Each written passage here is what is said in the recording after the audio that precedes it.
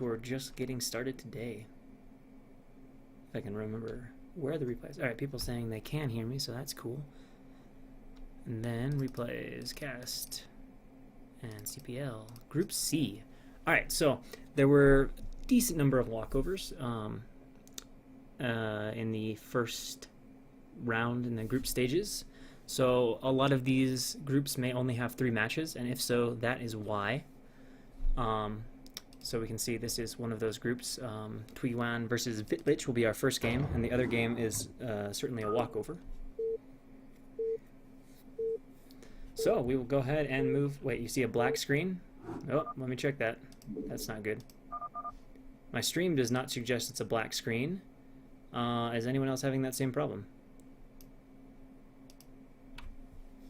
I'll go ahead and wait and make sure that we're good. Oh, okay. He says it's good now. Alright, so spawning in the top right-hand position as our yellow Terran, we have Mr. Tiggy.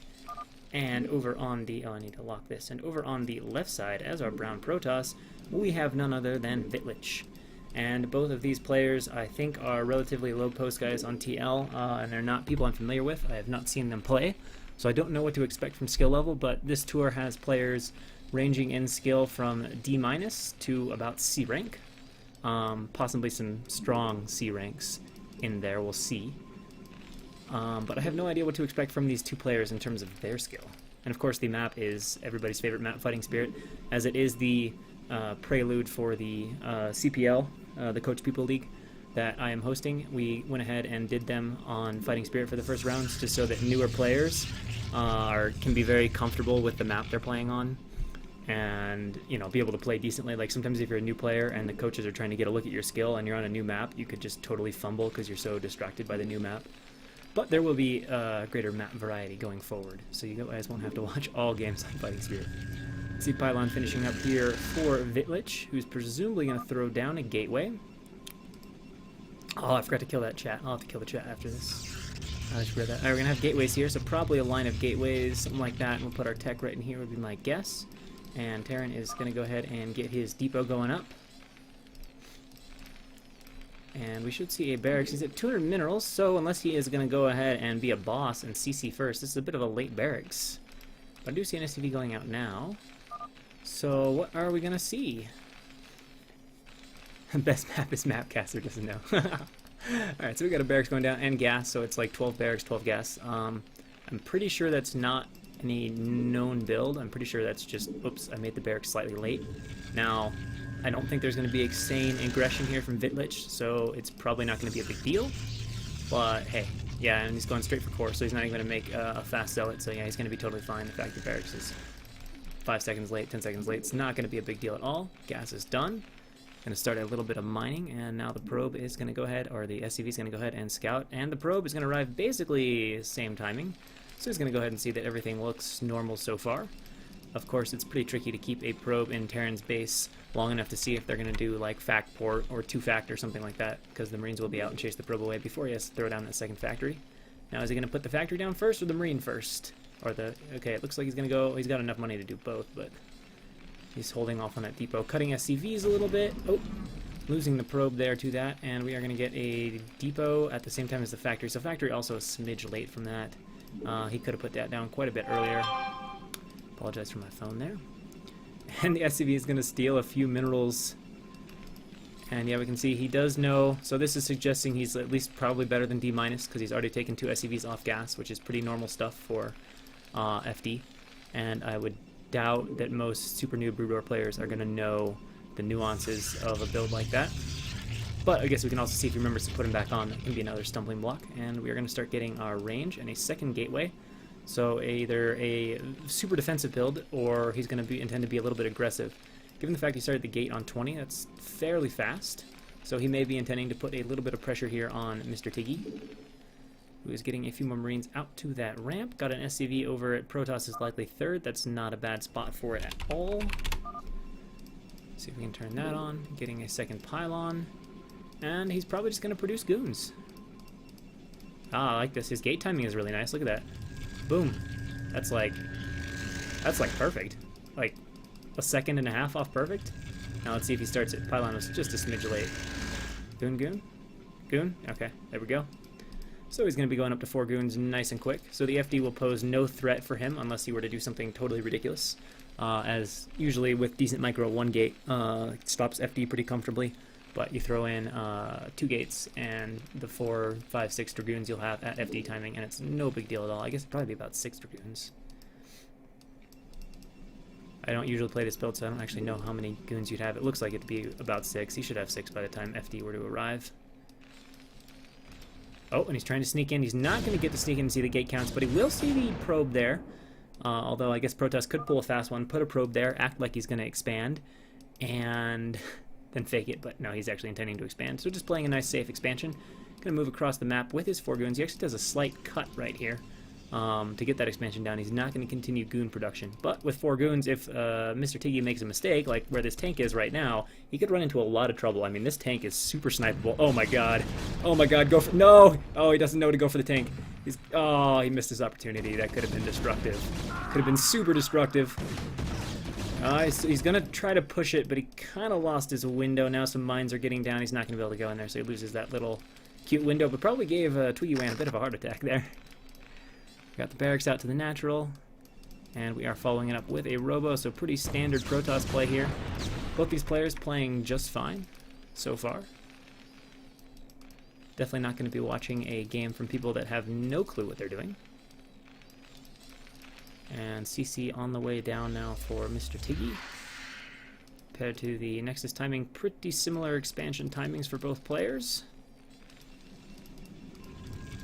And he's gone ahead and resumed his Dragoon production, as well as a Vulture now going to head out around the bottom side of the map, possibly going to check these bottom bases and mine them up. Some Dragoon movements there, not sure why he's moving out across the bridge, and getting another Vulture to place a few more mines. Get eBay, he looks like he really wants to wall this off. Going to play it really safe, a little suspicious of Protoss perhaps. Getting the second factory right after his eBay, yeah, right after his eBay. So definitely playing it on the safe side with the turrets. But Protoss just making obs. And what will be Protoss's path from here? More gateways? Okay, it's going to be pretty fast tech. Usually don't see super fast Templar as a build. That is a bit questionable. I don't like that. That's our first sign that maybe we're not, you know, C-rank players yet, because that is an awfully fast forge. There's just no need for cannons when you're sitting at home on 2 bases with Dragoons. The Citadel, oh man, that's really fast leg speed too. Alright, so this is going to be interesting. I guess going to try to attack off 2 gateways, otherwise getting the speed lots is not going to be very helpful.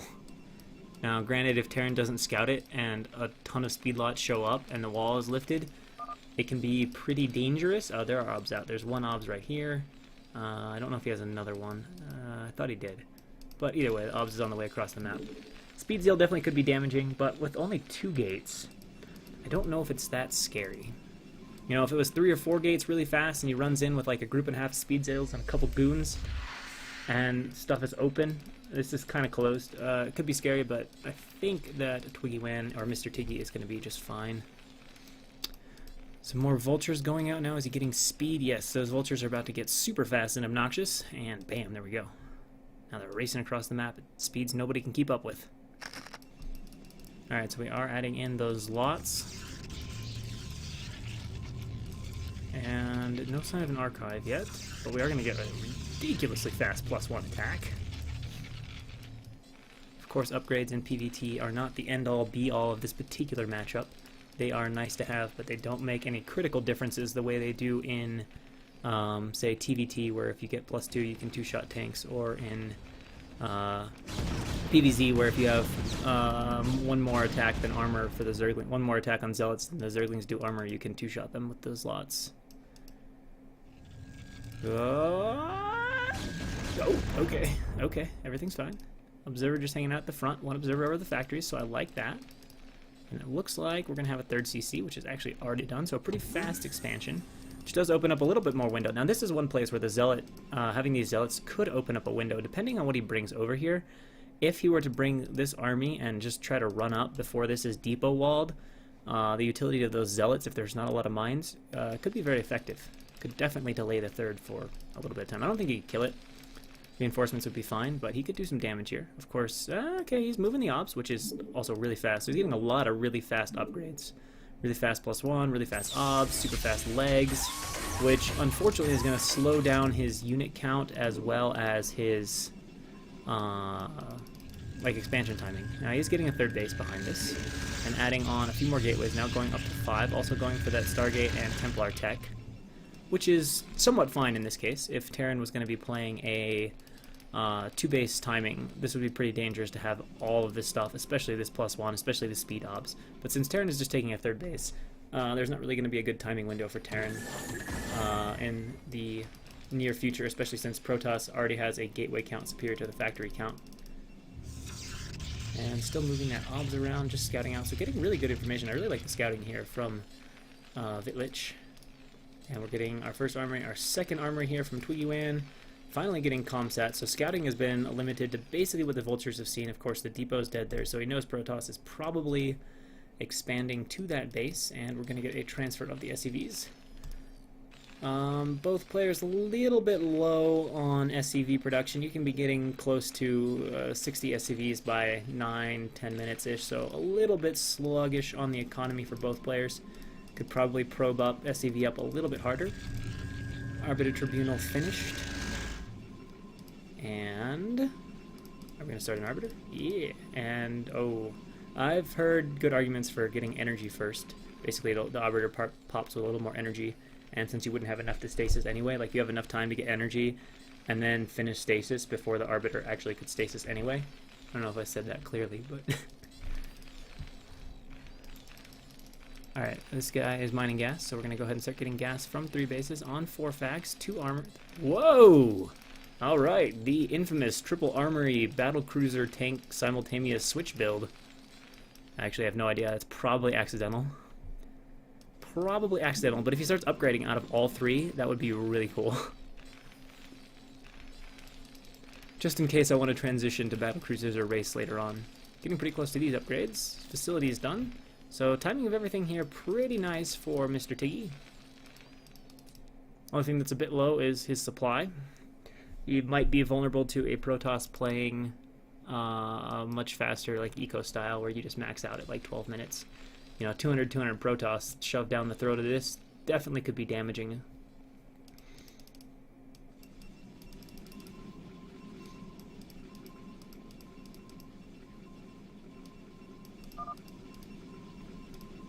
Yeah, they're seeing a very passive TVP. Now, what's interesting, I mean, I guess I'm surprised Protoss didn't put any pressure on this base when it was going up. That would have made sense. But to be honest, Mr. Tiggy doesn't really have to do a lot. Like, he's happy with his position economically, so he can just macro up and, you know, do his giant push when he's got his army. He doesn't really have to harass with the Vultures. He probably will once he starts to get a few more, but he was focused on tank production early. And now adding a boatload more factories. So it's a smidge late on the timing, as we can see the minerals getting a bit high with all those factories. We should see that go down. And Vitlich also macroing pretty nicely. Getting his units going.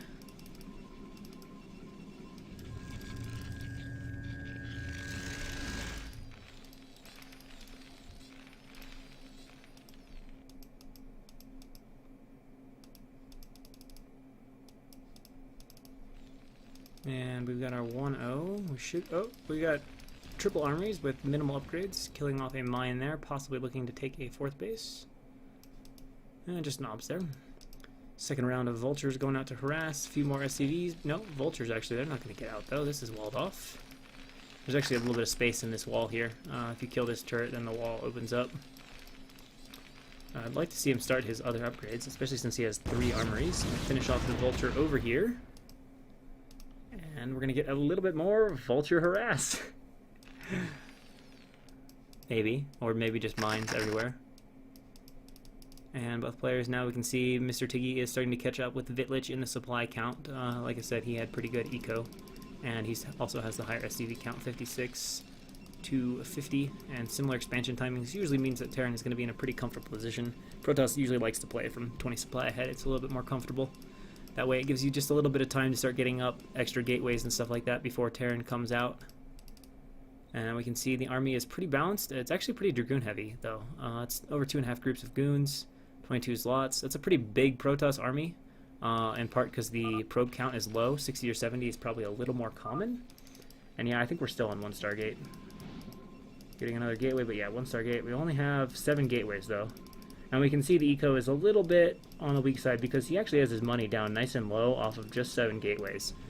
And for a 3-base Protoss that's not expanding, not going crazy, should be able to support 9, 10 gateways. Alright, and is Mr. Tiggy ready to go? It looks like he's not going to wait for that 2-1 timing, as he was a little bit delayed, so he's just going to go ahead and come out here. This is really not that coordinated of a push right now. Hopefully he gets everything a little more together. Oh, he's just going to come out in the middle and siege up. And this is a little bit dangerous here for... Oh, that's an obs. I was thinking recall. For our Terran player to just leave a group of tanks out here in the open is pretty vulnerable to 200 Protoss army. Like that, you can just A-move that and win it in almost all situations. Now that he's getting the rest of his tanks out here, not so bad. But he has established that position, which means once he's ready to push, he can pretty quickly unsiege and move across. And over here we do have our recall going down, a few goons instantly dying, and the Arbiter is now shot down, and it doesn't look like the recall is doing a ton of damage. It did kill some SCVs from incendiary fire, but it's getting cleaned up pretty easily. He's going to lose the gas, might have to unsiege the tanks and move them just a little bit. Oh, the vultures are coming back to help. They actually can because the turret is now dead. And alright, that is cleaned up. That did relatively minimal damage. I mean, the SCV kills are nice. That will delay mining at the 30. He's going to have to rebuild some SCVs after that loss. Probably should transfer some from the main and natural back over to that 3rd base. He's actually lifting his 4th command center off, and it looks like he wants to go take this base, which means that it's going to be an absolute necessity for him to push towards this direction and get Protoss choked off. Because even if he just sits right here, Protoss can send armies this direction, and it's also a super easy recall distance.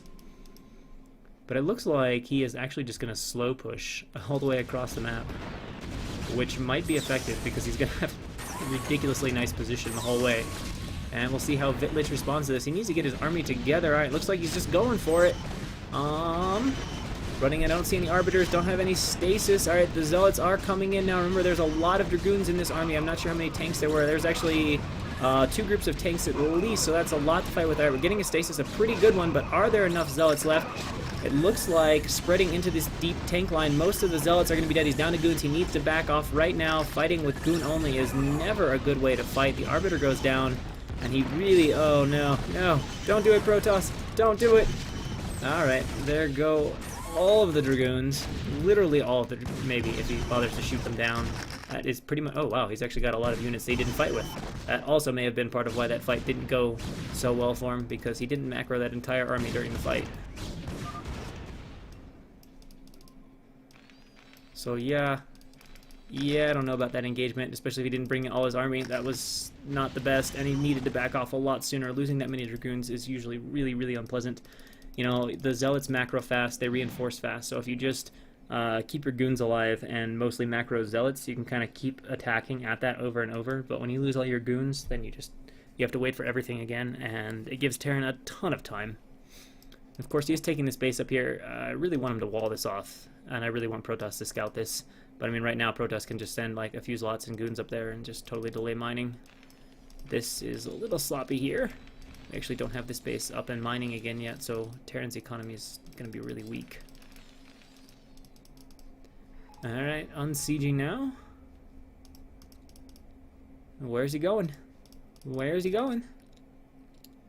I don't know. Vessel. EMP? EMP? Oh, he's gonna find it! He goes for the EMP, he gets the EMP. Does he save the vessel? Yes, he saves the vessel. Upgrade status. 3 armories to choose from. We've got 1-2-1, we're about to have 2-2, but we're not working towards 3-2 yet. Protoss is on 2-1 upgrades as well. From that 1 forge, getting a 2nd armor now. And the tanks just creeping their way across the map. Problem is for Protoss, this is a very nice static position for this Terran who is just thrilled to have it, and Protoss is going to make another engagement, but it's just pretty darn sloppy. He's not coordinating this. He does get a nice stasis. His Terran is ridiculously clumped up. And yeah, the control here is questionable from both players. Will this be enough to break it? A lot of tanks are unsieged. It doesn't seem like there's actually that many tanks, so this has a chance. Unfortunately, these zealots are just running straight into these vultures and literally didn't do a thing. So now these goons will die, even with just 2 or 3 tanks. That is too many vultures, too much meat shield to get through. Is he going to start laying mines? Actually, a few more zealots arriving, and a whole nother group of goons arriving. Maybe he will just brute force this down. Although we can see Twiggy is bringing some of his tanks back to this fight, and more tanks arriving. Reinforcements coming out. This is just an awkward battle, though. It looks like he's being way too aggressive, trying to focus fire down those tanks, and all the goons basically suiciding into the Terran army. And that fight did not go well for Protoss. And now you are looking at a GG situation, especially since there are not gates at the other base. There's not going to be much that Vitlich can do. Once he is sieged here, Terran can go easily kill the other bases. He's free to go wherever he wants on the map, and he just doesn't have an army. I mean, he's got 3 goons and 4 slots against a bunch of Terran shit. Just not a mistake you can afford to make as a Protoss player. Okay, well, this fight isn't very good. Let's have everything fight. He's running those tanks back. Yeah, you can see he's just really right-clicking like everything. Look at this. This is just... Yeah, someone needs to teach him how to use his army. That's all I can say about it. It's like he's right-clicking tanks, and his units are just suiciding, desperately trying to kill one tank that Tiggy is pulling back. And that seemed to be a huge problem with that first fight, too. Now, these guys are coming in a little bit better, but it doesn't matter at this point, I don't think. I don't see a path to victory here for our Protoss player. These guys just stopped shooting. What? Oh, they were close. Okay. The vessels were out of sight. I was like, what's going on? Was it a truce? Alright, we can see where this game is headed. It'd be nice if you move these tanks forward, but it doesn't matter. It would be pretty awesome if I was just ignoring it and he came out with, like, you know, I mean, I can see from the supply it doesn't happen, but it would be pretty sweet if he came out with, like, you know, 2 groups of scouts. It'd be fantastic. Okay, puts down a stasis, but really doesn't fucking matter. He's got 1 slot and an arbiter, or 3, or 2, or some number. He's got 2 arbiters. 2 arbiters and 2 dragoons against the entirety of the Terran army. Can make that 9 dragoons, but still. Oh, I guess that gateway was fucking up his pathing? That's pretty interesting. I wonder why he didn't like that. It doesn't look like it would be problematic. He can walk out here. I don't know why he'd kill that gateway.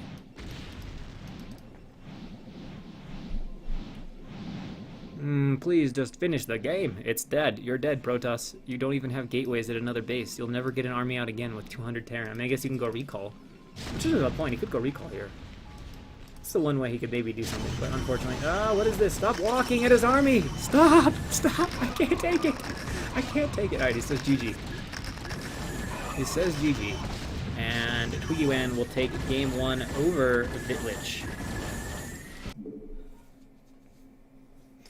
Well, his coach will definitely have something he can help him with that'll probably improve him by like a full rank, if that is the way he fights all of his TVT battles. So now we're going to have Twiggy Wan against the person who got a bye in the first round of groups, because there was 1 no-show in this group. So, spawning in the top right-hand position as our purple Protoss, we have Commodore. And in the bottom right-hand position as our yellow Terran, we have Mr. Tiggy. I have played with Commodore a little bit. He is a D+ Protoss. So, you know, has a general grasp of the game. Still mechanical issues, still some control issues, stuff like that. The usual stuff you'd expect from a player that is D+. But, you know, we should see basic builds, a basic understanding of the matchup, etc. And we'll get to see another game from Mr. Tiggy. And hopefully this PvT will be slightly less passive than the last one. It gets a little bit difficult to just keep commenting on the builds for like 18 minutes straight when literally nothing is happening. So we'll see what Commodore has planned out. I was like, is he really going to put a pylon there? That would have been really funny. Where are you going to build your gateway, man? Build your gateway right here? I don't even know. I think a gateway fits, but I don't know if you can. That'd be interesting. The ultimate manner of your gas. Just plop a barracks down right here. I don't even know what the SCVs would do. I wonder if they'd pad this way or if they'd be like totally retarded and like go the long way.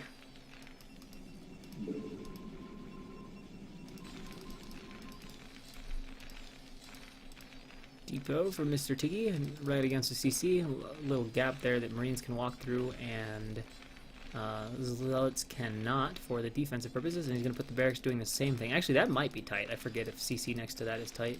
This I know is open for Marines, but not for Zealots. And we have gas and gateway for Commodore. And of course the gas for Mr. Tiki. This time in the build, a little more normal, gets the barracks down right away. Decent gas timing, and oh, I thought something was maybe going to go on in the center, but just scouting through the center, maybe hoping to find an SCV, giving him a clue on direction. And a cybernetics core going down. Gonna go ahead and start mining. Oh, yeah, okay, he notices that he was about to put... Wait, he's got 3 in gas, right? Yeah, that looks like 3 in gas. 3 in gas, okay. So he did notice he was about to put 1 extra and took that off, so that was nice. And it looks like Mr. Tiggy now has his gas, so he should put down a factory here. Any moment now, factory, and there we go. And then we'll just need another depot.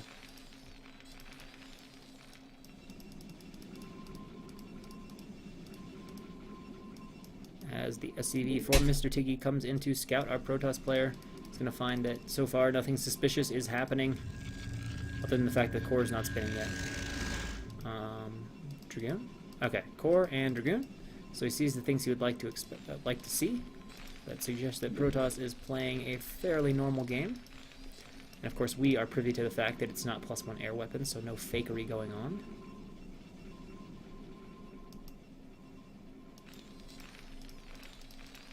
And he's taken his 2 off gas. Marine at the ramp, so we're going to see a pretty similar game to last time, honestly. Although this might be a 1-gate expo as opposed to the 2-gate from the last game. As he's starting to bank quite a bit of money, shows no sign of putting down another gateway. Probably just expand off 3 Dragoons. Of course, he's opted not to make a Zealot, putting a spotter pylon down there. And a few Marines holding the ramp as the add-on going down on the factory. So if he wants to go ahead and be a little more aggressive with the FD this time around, he will have the option to do so. Protosses are usually fine if they have decent micro, but you never know. Sometimes they will mess up and you can do some serious damage.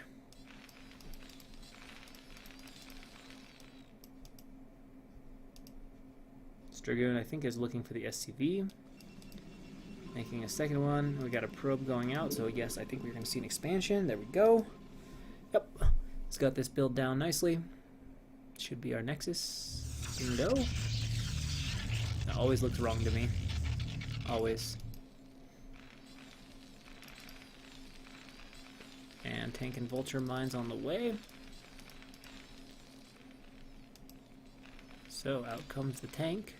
Marine about to finish, and we'll see if he opts to... Okay, he really likes to depot Protoss's third, which is kind of obnoxious. It does force you to send a goon or 2 over there if you are trying to be aggressive. It's obnoxious when you're trying to be aggressive, or when Terran's attacking you.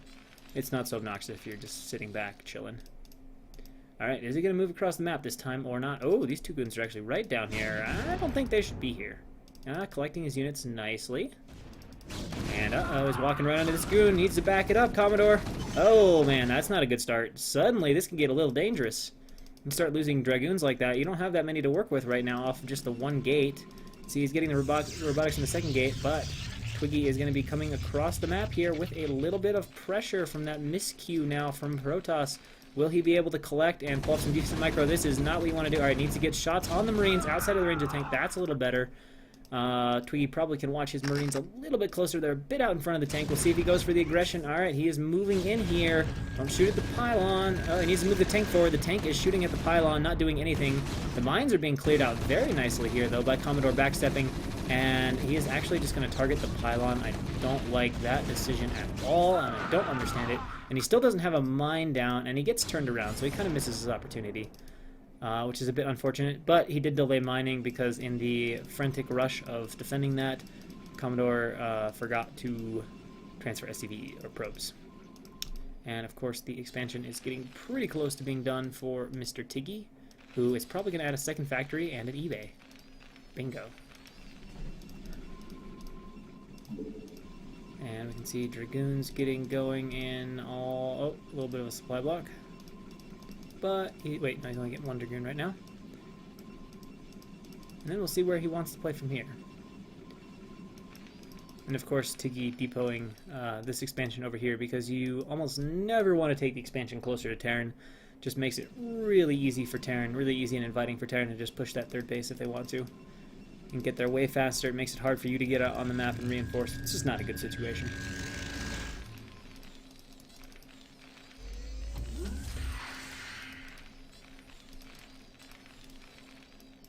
So it looks like he's going to land both of those. Definitely likes to be really defensive in the early game. And I guess I can't blame. There are a lot of obnoxious things Protoss can do to a Terran early on. We're going to have a probe go out, probably to take a third base.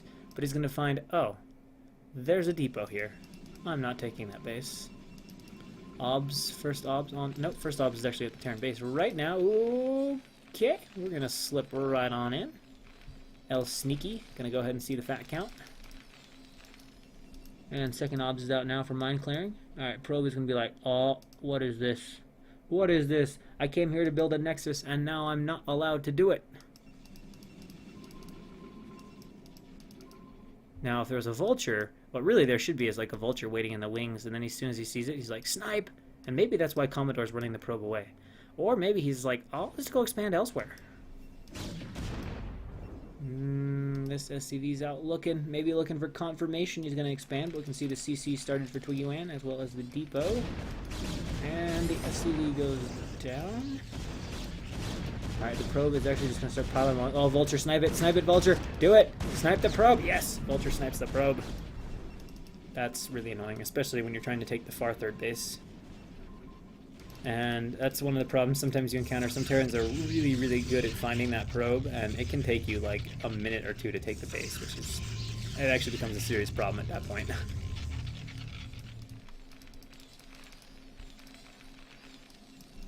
And as far as tech goes, do we see any developments? No, he's adding a fourth gate because he's getting a lot of money, because he's getting a little bit slowed down on taking that base. But there's not another Vulture out on... oh, there is. And see, this is a good spot for it, but it looks like Commodore is kind of thinking, I think Terran's going to try to block me doing this, so I'm going to make sure I kill this off real quick. And there it goes. There's the probe heading out.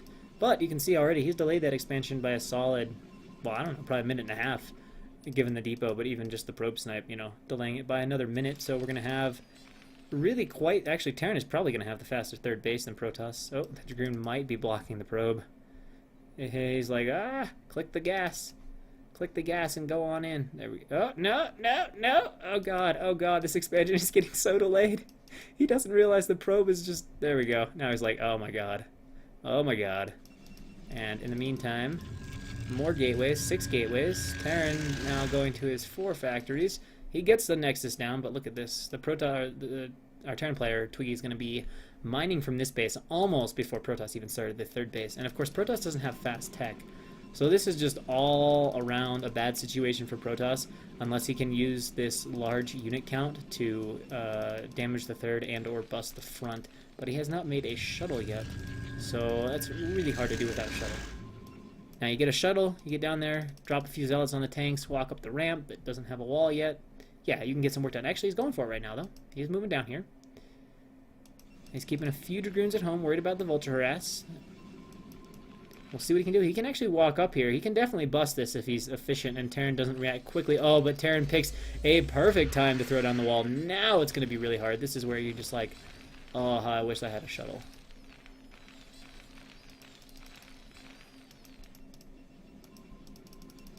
And still macroing up full Dragoons. Alright, finally starting to add some Zealots as he adds...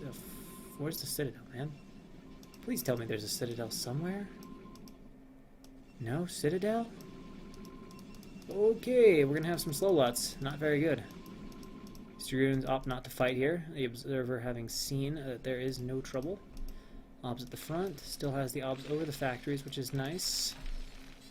And Terran upgrading his armor and his weapons. Probably the 1-0 armor.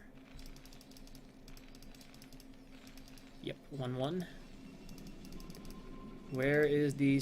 oh my god, double forge, no Citadel. What is this? What is this build? Oh, there's... okay, there's... thank god there's a Citadel. Does he have speed? Does he have speed? Need this guy to move the Zealots. See, he's going to get a 4th base, so he's going to go ahead and expand. That's fine. Terran has already taken his 3rd, so need to do a little bit of catch up with the economy. And oh, is that actually... that might be a wall. That definitely is a wall. An awkward wall, but a wall. Or he needs to build zealots. Are we getting any other tech? We are getting double forges. And we're going to have a little bit here. Vultures probably should just go ahead and leave. There we go. And Tweakman's going to go ahead and turn them away. As he continues to add some factories and getting his science facility up now. Goon's doing some mine clearing here in the center. Haven't checked to see if he has speed obs yet. This obs is going to spot the vulture movement over to the 3 o'clock base. And there we go. We have our Stargate and our archive, so we are finally getting some tech out at 12 minutes. And SCV count-wise, pretty even. Commodore probing perhaps a little bit better than Vitlich did. And we're going to go ahead and clear out all the mines on this side. I like this. He's got goons sweeping the map on both sides. Just keeping it relatively free of mines. Watching the paths that vultures can take to harass. There we go. Now we're getting speed obs. We are getting our double upgrades. And 1, 2, 3, 4, 5, 6, 7. 7 factories with a liftoff, probably to add a shop. Guess he wants to space them out just a little bit. And already starting to lay mines as anti-recall measures, which isn't really necessary because there's actually not even a Arbiter Tribunal at this point. And he is going to go up to 7 gateways. Should be able to add a few more here in short order. So he's close to maxing. He's getting on 4 bases. Pretty good economy, adding a few photon cannons to deal with those pesky vultures. And we can see Commodore has done a little bit better job with the macro than Vitlich. He does have that nice supply lead against Tiggy. So he'll be able to max out and hopefully start adding gateways at the second base before Mr. Tiggy opts to do anything.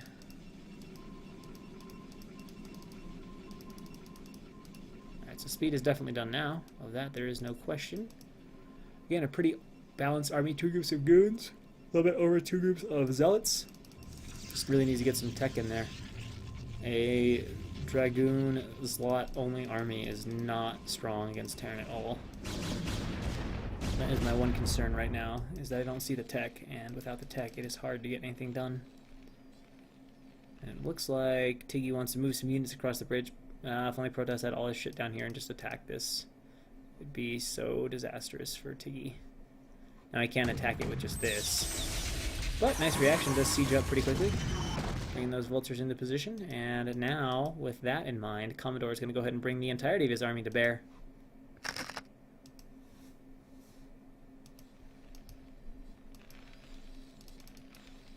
And he's still on 7 factories, but really nice low money so far, and I don't know about this 4th command center in the main base.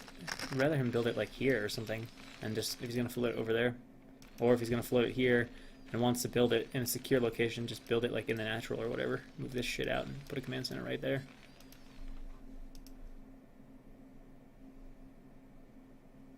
Because that is a very long float time, no matter where it's going. That's like probably 2 minutes of floating. Does he have a vessel? I also don't like this. This is like, please, kill me. Kill me. I want to die. Tanks almost naked in small numbers, and I think they're maybe about to die. Oh, don't charge into the 3rd, please. Actually, he could pull that. He could totally pull that off. Oh, totally charge into the 3rd. Slots run in there onto those tanks. Oh, man. But here we go. We're going to clean up the free tanks. Always a nice little gift when you get that. Now, he should just back off. If he's smart, he's just going to back off right now. He's going to see there's too many vultures, and he's going to back. Oh, he's forcing the issue. Okay, there we go. There we go. Doing a good job. Backing away. Nothing wrong with that engagement. Killed off, 6, 7, 8, 9 tanks. You could still totally hit this. This is, I'm pretty darn sure this is, maybe this is tight, but I'm pretty sure that's open. If that's open, he's missing a wonderful opportunity.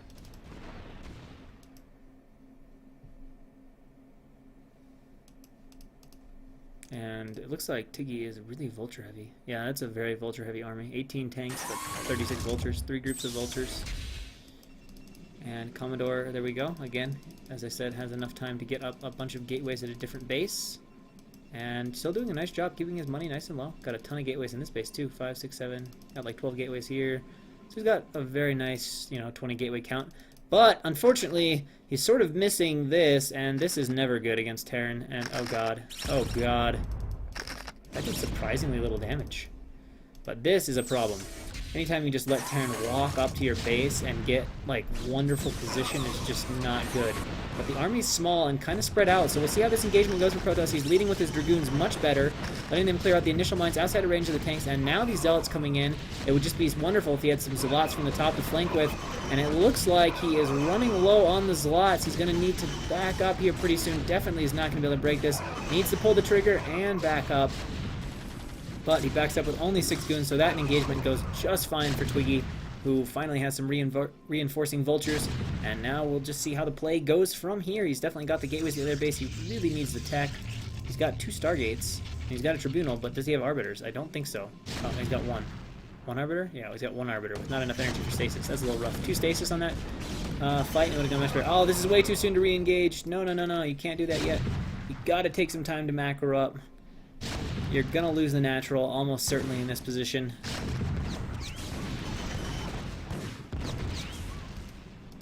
And Terran moving up to that bridge. Definitely wants to kill the natural. Oh, this is too soon. This is too soon. He doesn't have enough, although the vultures are pretty out of position, letting these Zealots get in here and do some damage to the tanks. But he is getting a little bit over-eager. It's just attacking with 2 smaller groups, and now Mr. Tiggy is going to start to like his decision more and more. Killing the natural is nice. If he's smart, he's actually just getting the 4th base during there. As I say, if he's smart, now that he's got this chopped off, he'll send 2 or 3 tanks over here and start to harass mining on this base. As Commodore needs to get macroing from those gateways. He does have a few Zealots pouring out of them. Needs to re-rally these gateways as well, so his units aren't pouring in there like that. And Commodore is bringing a few units out from the other side, but it's pure Zealot, which is not that strong. Alright, that Zealot gets shot down. 4th base is up and running. I'd like to see an SCV transfer, but we don't have that yet. Upgrades are the same for both. Of course, Commodore did this dual forge thing. Are either upgrading to 3-3. Okay, it looks like Terran is getting his 3-3. Much nicer than last game. And is about to kick in here. And he's actually going to wall this off. He should really take and just leave like 5 or 6 tanks and take the rest of this and go to the other base right now. Alright, here comes a Zealot only attack. This is not good. It's just wasteful on the units. You just can't get anything done with small groups of Zealots against this. Oh no. Please move the Arbiter. No. No. Why? Oh god. Oh god. And that Arbiter was valuable too. Another little wave of Zealots, but again, it's just coming in too small of waves to get anything done. I don't honestly know where his reinforcements are, and he loses another Arbiter. That loss of Arbiter is just gonna you know, recall was one option you have in this situation. You know, Terran's got all his shit parked up at your natural. You suddenly recall. He's trying to get through here. He probably will kill a few tanks, but there's a bunch more in the back. The Dragoons are going to finish off the wall that he built, but of course now it is just Dragoons left to fight 6 or 7 tanks, and we know how that ends. The answer is not well. Now the problem here for Mr. Tiggy, I guess the fact that he's got the 4th base is good, but the problem is he cannot sit here forever. Protoss will continue to just cannibalize the map if he just sits here forever. Gets a few Zealots on top of these tanks, will clean up 1 more tank from that, but honestly, I don't even know where's his reinforcements. Is he like making anything? Yeah, he's got a lot of cute tanks. Oh, there we go. He finally sent tanks over here. So he's busted down the cannon at the front. Now he just needs to run the vultures in and finish everything off, which he should have. He's got vultures down here. Yeah, that probably did actually just slow him down. Stasis would have been better used back here. But more than that hurt, the 2 vultures really hurt. Is that Dragoon too close? It's going to clean up that single tank. Now he's going to send a few vultures over, but now that there's a Dragoon there, they need to send more than just a few vultures. Let's have another Arbiter out with some energy, macroing a shit ton of Zealots from this side of the map. You can see the resources for Commodore are actually pretty low, and he hasn't taken the 5th base, which is a bit unfortunate. Oh, we got another Stasis going down, and he is trying to break out of here. He's going to try to sandwich this army. Can he pull it off? Reinforcements are pretty well timed, though. These tanks are sieging up at a bad time. Those vultures need to get over there to help with the Zealots, but the mines are doing some nice work, softening up those Zealots a ton. But it looks like he's going to clean up all of these tanks over on this side. Actually, no, all the Zealots then focus this tank, so he's going to hold this, and of course this is going to get unstasis now, and we have the large tank reinforcement coming up, so Twiggy Wan is absolutely going to hold this position at the front here. Oh man, what's he trying to do with this? Don't know, but it's definitely gonna die.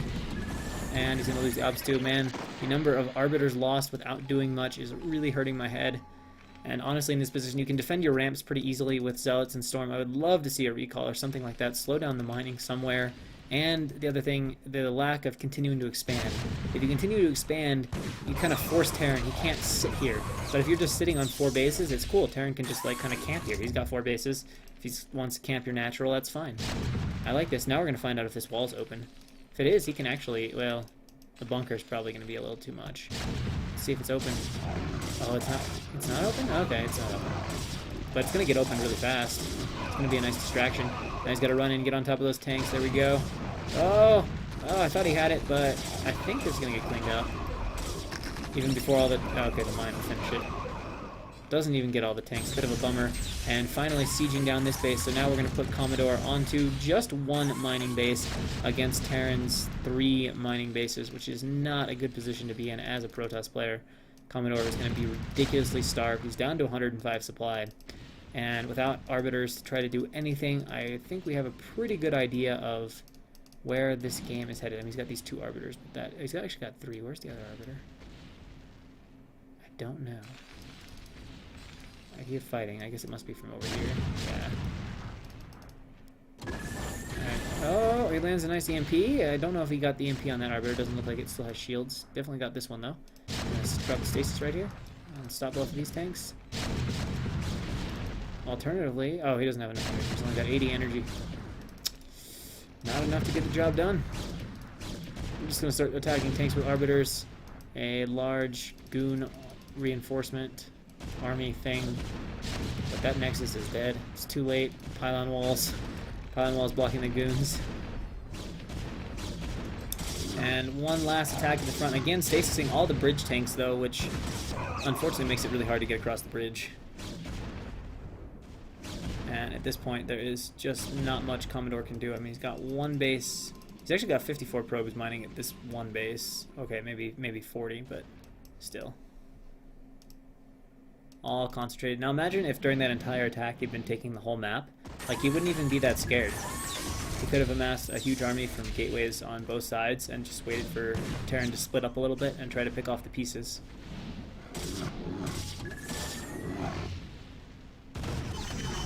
Oh, this is, I don't know what this is, but that is a lot of dead Dragoons. Oh, I thought he was going to block. That would have been so cute if he would have blocked the ramp with the SCV. Now he's trying to clean up the tanks over here, but there are vessels and vultures and everything in position, so that is not going to get anywhere. And he is really, really about to run out of money. Just cannot break Terran at the front, and has not tried anything to sort of distract Terran and make him go other places, move his army around, any of the things you need to do, because once Terran has that nice setup position, you know, obviously you're not going to get a whole lot done. And there we go. Commodore says GG, and Twiggywan takes game 2, or I guess you could say the winner's match, to advance first from the group and into the CPL ranking tour round of 16. And apparently I got logged off IC Cup.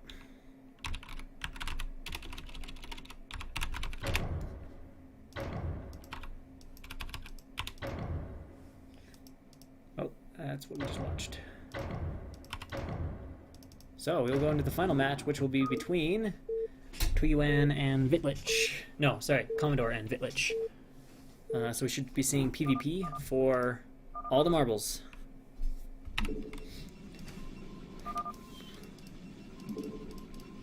Oh, I don't know why I did that. Whoops. Whoops. Alright, so spawning in the top right-hand corner as our orange Protoss, we have Commodore, and in the bottom left-hand corner as our teal Protoss, we have none other than Vitlich.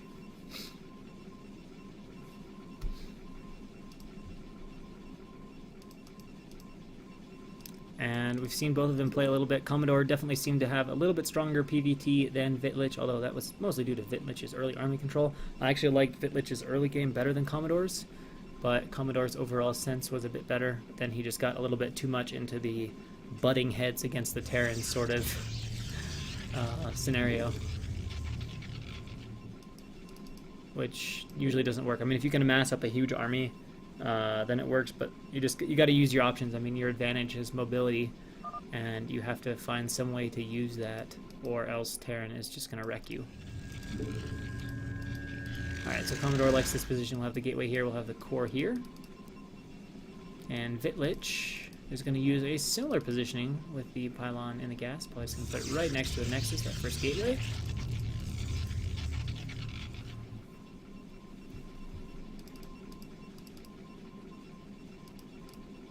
And out scouting here after gateway. Oh, that was a pylon scout for Vitlich. So he's going for the really early scout. Both players probing up and taking gas. Gas just a smidge faster. Oh, okay. Commodore's going to mix things up. Going to 2-gate. Now, if he's hoping to kill him, it's going to be a bit of a bummer because this is a cross-map position, which, of course, means these Zealots are going to take another, I don't know, 10 seconds or so to get there, which can make quite a bit of difference. But Vitlich is scouted very early, so he's going to have a big warning of what Commodore's planning. Oh, he goes, he's like, yeah, okay. I see what's going on here. Let's start some gas. Take one off, and we'll be good. Okay. Oh, okay, he kills the probe of Commodore. Just chilling in the mineral line, and first Zealot out for Commodore now, heading across the map. And presumably about to add a cybernetics core sometime.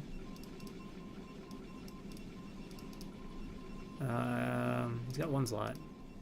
Should probably start a second slot if he's not going to make it. Okay, he's going to make his core. And Commodore is turning back around with his Zealots.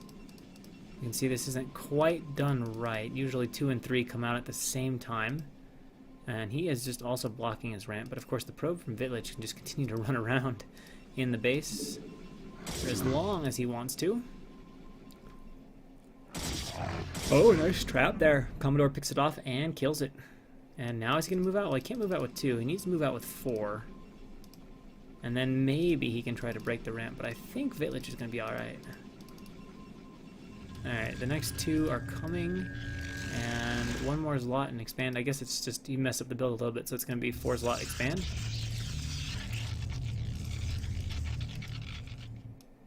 And he should have 2 slots and a goon. So I think if he micros decently, it shouldn't be a big hassle. This won't be a particularly threatening 2-gate. Now, if he had 5 already coming, that could be a little bit scarier. Possibly push these Zealots back off the ramp and then start to run around and cause a lot of chaos. Nothing's worse than when you have to micro a goon like crazy against 2 Zealots or whatever, and then one's in your mineral line. You have to watch both of those things at once. Like, you have to keep the goon alive, but at the same time you can't let your probes die. Now he's nicely target firing the 1 Zealot, so he's going to get up the ramp pretty quickly. And maybe this will cause more problems for Vitlich than I expected, because Vitlich did not react to this well at all. And now there are 3 Zealots in the base, so we'll see how the micro is from Commodore. Alright, we're getting the split of the Zealots, 1 to the mineral line, 2 to chase the Dragoon. And the Dragoon is not being microed as he panics over his mineral line. He really can't afford to lose these Dragoons. He needs to build up 2 or 3 so he can clear these up. Alright, he's fighting with the probes, and yeah, it looks like the focus here on Commodore is just killing probes, and that Dragoon is so low on health. One more slot coming in, doing a lot of damage right now, and now there are 2 Zealots killing the probes, and this is not how you fight Zealots with probes, but he does clean them up. Although decent losses right there, although Commodore not probing up that well himself in the meantime, so his economic advantage is quite a bit slighter than it ought to be. This 1 Zealot continuing to harass these Dragoons, doing some decent damage, actually getting into the meat of the health of the Dragoon right now, but it's about to die. 1 more shot. Okay, 2 more shots. There we go, that slot is killed. And now this slot is trying to be a probe killer, and it's actually getting more kills. He's got to run these probes a little bit better. And he's just going to keep on streaming these Zealots in here, but he's getting up to 3 Dragoons now. Gets a couple more, and he'll be able to reach critical mass and deal with this pretty easily. Now there's 4 Dragoons out. I think this is the point where Commodore is going to have to call it and just stop sending in all the Zealots. He's going to try to go for a few more probe kills. A little bit indecisive, though. He definitely had the opportunity to chase probes there. I think going for the Dragoons at this point is not worth it. He shouldn't lose any more Dragoons. Can easily walk these back. There we go. Vitlich takes care of that. Nice job macroing during that, under the duress. You see Protoss slip that up. That's kind of cute, but he knows about it, so I guess it's not that cute. And, just move the 1 Dragoon. You don't have to move all 4. Just move the 1. Alright, and Commodore realizes, okay, I can't do anything against this now. And of course he will need cannons at this point to not die. Especially since, oh, he doesn't have a core. Whew. That is open to some really scary counterattacks without any sort of tech. Oh my god. I mean, he can cannon up, but you make one Reaver and just bust the cannons. And his tech is going to be so late, there'd be plenty of time for that. There's a robo facility. Now he does have a forge, but also another really dangerous thing you sometimes face is when someone DT drops this. Alright, kills that zealot off. And then just a couple DTs in your main just end your life. Does have a lot of zealots though to defend. I mean, he can hold off the dragoons, okay. But if he would have gone to 4 gates, or if he would have added a robotics a little bit faster and gotten Reavers, Commodore would be in deep trouble right now. But this, I think he'll be okay against. Now, maybe if he runs in real fast... Now, that's bad. He needs to run in real fast, snipe the cannon. Snipe the cannons! You gotta snipe the cannons if you want to make this work. Cannot stand and fight all those lots tanking in front of the cannons, but he's got enough dragoons that he can run in and snipe them in 1 or 2 shots, kind of like he would in a Hydra Bus situation. But he's got Commodore a little bit nervous, adding a few more cannons, going for continuing to macro those lots, finally getting range for his dragoons. And he is going to follow this up with Observatory. That's a little disappointing. I would have loved to see Reaver. Reaver still could have an opportunity here. Just camp a big mass of goons, camp the Reavers. Very, very dangerous for Commodore. Who is going to get a ridiculously fast +1 weapons upgrade. Of course, we can see now the difference in economy as Commodore is at 33 probes, Vitlich at only 22, and of course Commodore also has the expansion to spread those out at, so economically it is a way better position for Commodore, and Vitlich will soon be losing any possible window he might have had. And he's going to go ahead and get the support bay, but I think at this point the Reavers are going to be too slow. Commodore's going to start to pump a significant number of dragoons and should be able to hold this off all right. 4 gates in Citadel, so that looks like pretty standard Protoss transitioning. I would like to see some goons get made first. There we go. Need to probably make 1 more in here. And now Vitlich is going to walk back up, and now there's way too much stuff. You actually can't break that. Missing the dragoon in this gateway.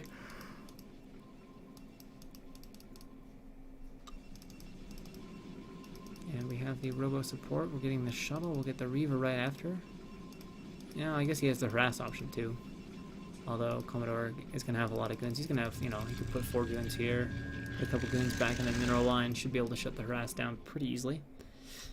I'm not sure how much of a fan I am of taking all your dragoons to look for hidden bases. Or thirds. It's an awful lot of dragoons to take. You can get really out of position that way.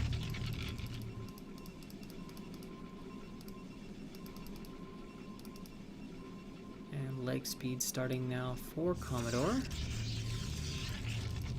And we're getting a Citadel and a Forge here for Vitlich, who also has not scouted with his OBS, which is not ideal.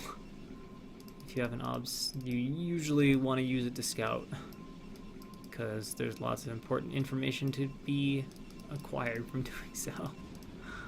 Oh, alright, so it looks like Commodore is going to go ahead and push out right now.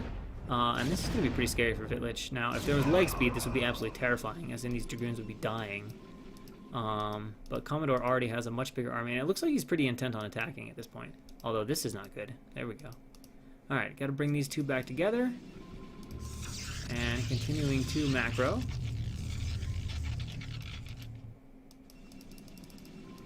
Sort of. Missing a few gates. This gate is like his problem gate. Doesn't want to make anything from that. Definitely needs to add more gateways or take a base. It looks like the option is going to be take a 3rd base. And has he opted to continue his tech? Yes, he's going to continue his tech. And continuing on down here, what do we have? We have 11 dragoons and 3 Zealots with a Reaver against 12 dragoons and 6 Zealots, but no Reaver. That Reaver needs to get its... Oh, it's in the shuttle? Needs to get down here, though. But it looks like Commodore is not going to press the issue, knowing he has a really fast 3rd base. He's just going to hang out and wait for a little more economy. And add on 2 more gateways, getting to a total of 6 gateways as his Templar Archives comes up. Ob sees everything that's happening. Alright. He's got light speed. Oh, I don't like this. I don't like him moving out here. He does have the better... No, he does. Actually, doesn't have the better arc for Commodore. The Reaver's going to be really nice against those lots, though, but he's moving down to snipe the Reaver really fast. And, oh, great pickup there. That may allow Vitlich to win this fight. He needs to drop the Reaver, though, and get it back to fighting. And I think Vitlich is going to be okay in this particular engagement. Yep. That one Reaver pickup making all the difference. If the Reaver gets sniped, that's an even trade or goes Commodore's way. But now it goes very favorably for Vitlich, which he definitely needs at this point. But he still has this problem of Commodore getting a ridiculously fast third base comparatively. And of course, Commodore was also faster to 6 gateways. 7 now for Vitlich. But he's not going to have a timing. Well, maybe he could have a Reaver timing, depending on what Commodore makes and what he does. But he would absolutely need a second Reaver and then go for it. But other than that, I think after that, any window he has is going to close. And Commodore will probably just walk over him as he masses out of these extra gateways.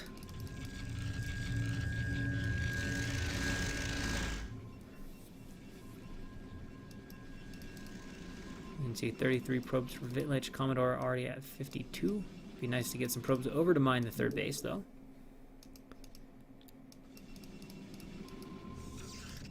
And no, that's a robotics. So finally getting the Robo. Robo at 12-13, 1 DT could have been pretty annoying for all those attacks. And finally, Vitlich is going to go ahead and send the obs out and try to get some information about what Commodore is doing. As he also sends a probe over here. Looks like he's going to take a third base. So Vitlich is also grabbing his third. And up comes the obs. Sees a bunch of Dragoons.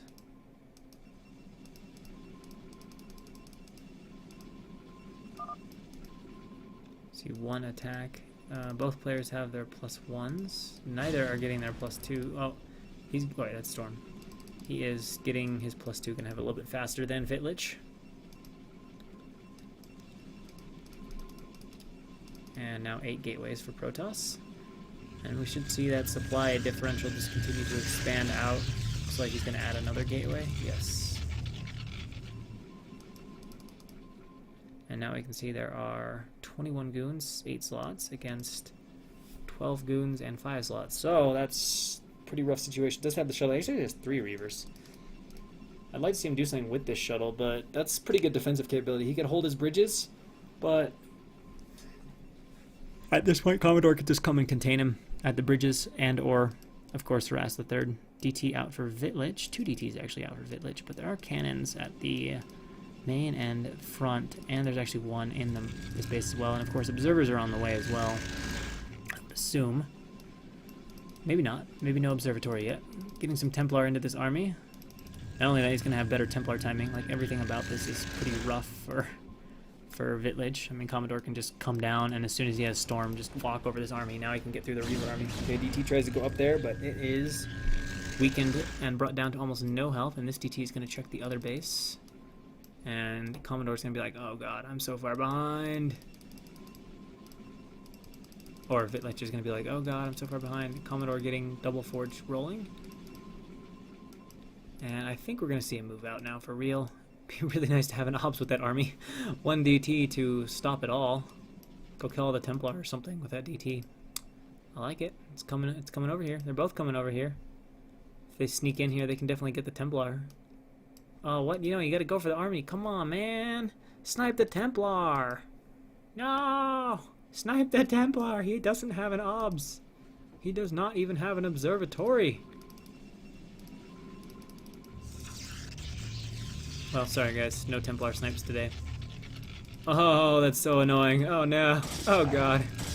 One's a lot just walking in. Oh, don't fight it with the probes like this. You gotta at least drill. He's gonna bring his entire army to fight one's lot. The abuse that would be possible, and of course by the time it gets there, the Zlot's already dead. And Commodore's just gonna take a 4th base. Dude, just go kill him. Go kill him. There we go, that's a little better. But you need an ops. Never mind, he probably can't kill him. Oh, he might still do damage fast enough. He's like, oh yeah, I should probably have an observatory. The only thing Vitlich has going for him is 2 Reavers, but since Commodore has a bunch of Storms... Oh, there we go. Finally we get the Templar sniped out. There we go. Nice, nice, nice. Got 1 Templar each. But that army is ridiculously huge. It's probably twice the size. Well, 50% bigger than Vitlich's. He's going all the way back to the cannons. It's like, I gotta wait for an obs. I can't go attack. I need an observer. All this power. Unfortunately, Vitlich is not taking this moment to set up outside the bridge where he could at least get a really good arc and defend. And that would be like one of his possible chances, is if he got the position outside the bridge and then could hold and expand a couple times, then he could get himself back into a good position. Although he might still have trouble winning the fight even if he had a great position outside the bridge. But unfortunately, he is not going to take advantage of that opportunity. So, we've got an obs. Commodore should move out now, presumably. There we go. Everything rolling on out. The 2 DTs again. But this time, they're going to meet a very deadly fate. Oh, okay. Is he going to chase him? No. Oh, what is this? This is horrible. Oh my god, this is disastrous. He needed every advantage he could get, and instead he's just like donating goons fantastically. Neither of these armies is going to have a good arc, but Vitlich has a lot more stuff, or Commodore has a lot more stuff, and the slots are going down. Alright, the Reavers in tight corridors are going to be pretty nice. They're going to do a lot of damage to the Zealots, but, oh, he's actually going to back off from this? Wow, he's a little bit intimidated. He could just back off and reposition, and it looks like Vitlich wants to press the issue, and now he's out of range of the Reaver, so I think he'll just resume fighting here. Maybe bring up these reinforcements, of which he has quite a few. Commodore is terrified of this not terrifying army. He's actually wasting a bunch of units. There we go. Now we're getting some good positioning. So now this is really good position here. And even the Reavers will not be enough, especially as a couple storms will demolish them. And Commodore is just going to finish off that army of Vitlich. In fact, he's going to finish it off with the Zealots left over, it looks like. Going to try to save the Reavers. One goes down. Can he get away with the shuttle? No, he cannot. He does drop the Reaver, but doesn't get another shot. And as expected, Commodore smashes the army of Vitlich and should just come down to the natural and win the game. I cannot think of a way that Vitlich can defend at this point, especially against the fact, well, there's actually a disappointing lack of Templar, but even given that, I don't think there's any way Vitlich can hold. One Reaver? No. If he had like 6 Reavers, okay, maybe, but one Reaver? No. Not happening. Dude, just go kill him. He's got nothing. You've got 4 bases. You have like twice his gateways, probably. Somehow he's adding gateways off of mining out his main. Probably not the best choice. It's going to give him 9 gates, 10 gates, but he's definitely not going to be able to macro out of 10 gateways. Ah, the DT's still being obnoxious. Where's the obs? Oh, okay, it's right there. Probably won't get the Templar here. Zealot's block. There we go. Finally gets those 2 DTs cleared off the map. I do like the positioning here from Commodore, blocking off vision from everywhere, but I wish he would stop messing around and just go kill the player. He's got nothing left. He's got like a group of goons. You have a 200 supply army. You can absolutely just ram that down his throat, especially when you're that economically ahead and have better gateway count. You don't even have to freak out about having like a bad engagement. Especially with how small his army was. If he had like, 170 supply or 160 supply, then okay, maybe. If you have some ridiculously terrible engagement, he might have a window to counter, but not under this situation. Probes are really low for Vitlich. Wait, actually too high for Commodore. 80 is probably too many probes to have. Makes for a sweet economy, but it makes your max army size a little on the small side.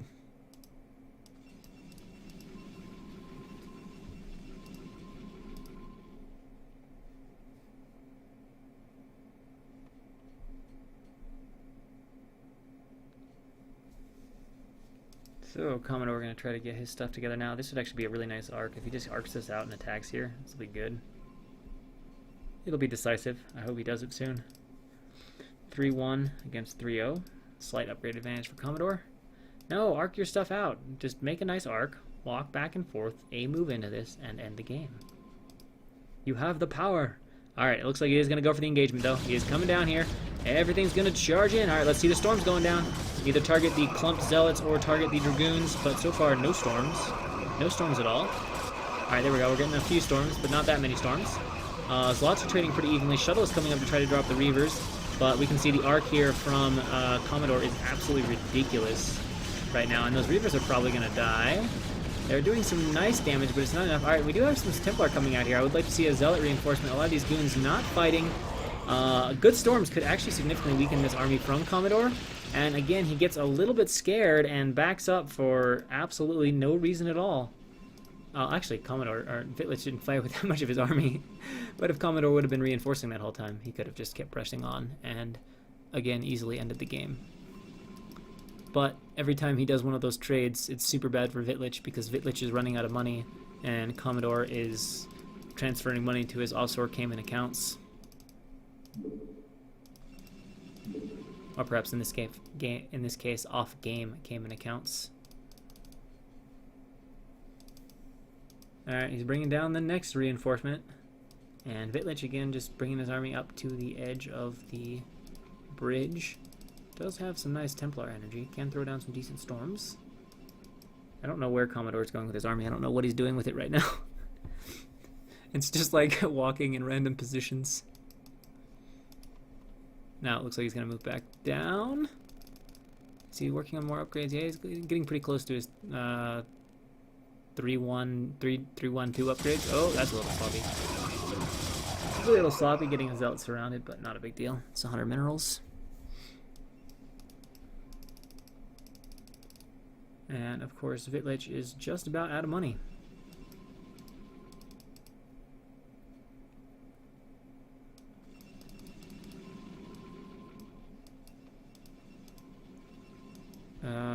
I still don't know where he's going with his army. It's just like aimlessly wandering the map. I don't know if it's because he doesn't have Ob, but you can see that Protoss has most of his army here. Like, I don't know what he's trying to do with his army movements right now. Like, either go kill him, or if you're that scared to attack, just like set up around the bridge. Have an Obs over his third so he doesn't try to run out there and like to get, oh, this is suicide from Vitlich. Attacking in a line against Commodore's gigantic army, which Commodores are hopefully just repositioning. Why do you keep... Okay, he's just repositioning. That's fine, no worries. Alright, just storm the Reavers, storm the Goons, storm something. You've got a ton of Zealots, and hopefully, and it looks like Commodore is finally going to break through this time. He's macro Goons, which these Zealots will melt through. The shuttle is actually just barely alive, but now finally, it looks like Commodore might be getting up the confidence to go ahead and push into the natural here of Vitlich and end this game that has gone on for a little bit longer than it probably should have. And there we go, GG from Vitlich. Commodore will finish 2-1 in his group, which means that he will be into the second group stage, as there were a lot of players, with an attempt to advance into the tournament proper.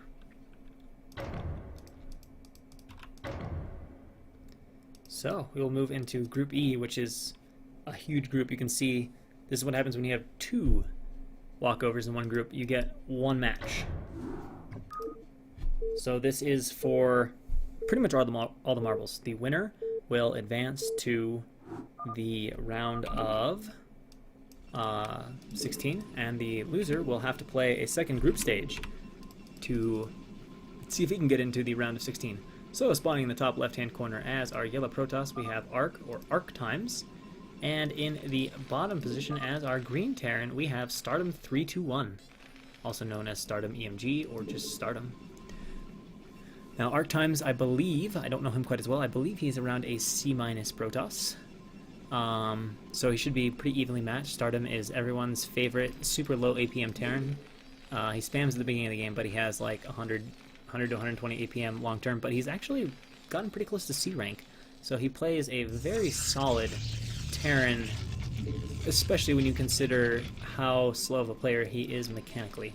I don't know who of these two is favorite, especially since Stardom mentioned being not that much in practice. But, of course, I know nothing about Arc Times either, so we'll just have to watch the game unfold.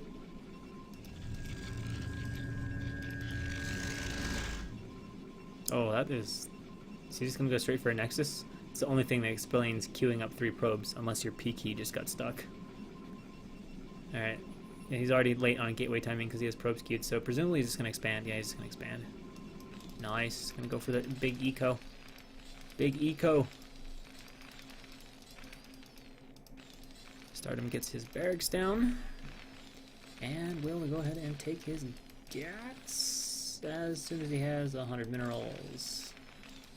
And there we go. We're going to have a 12 Nexus from Protoss.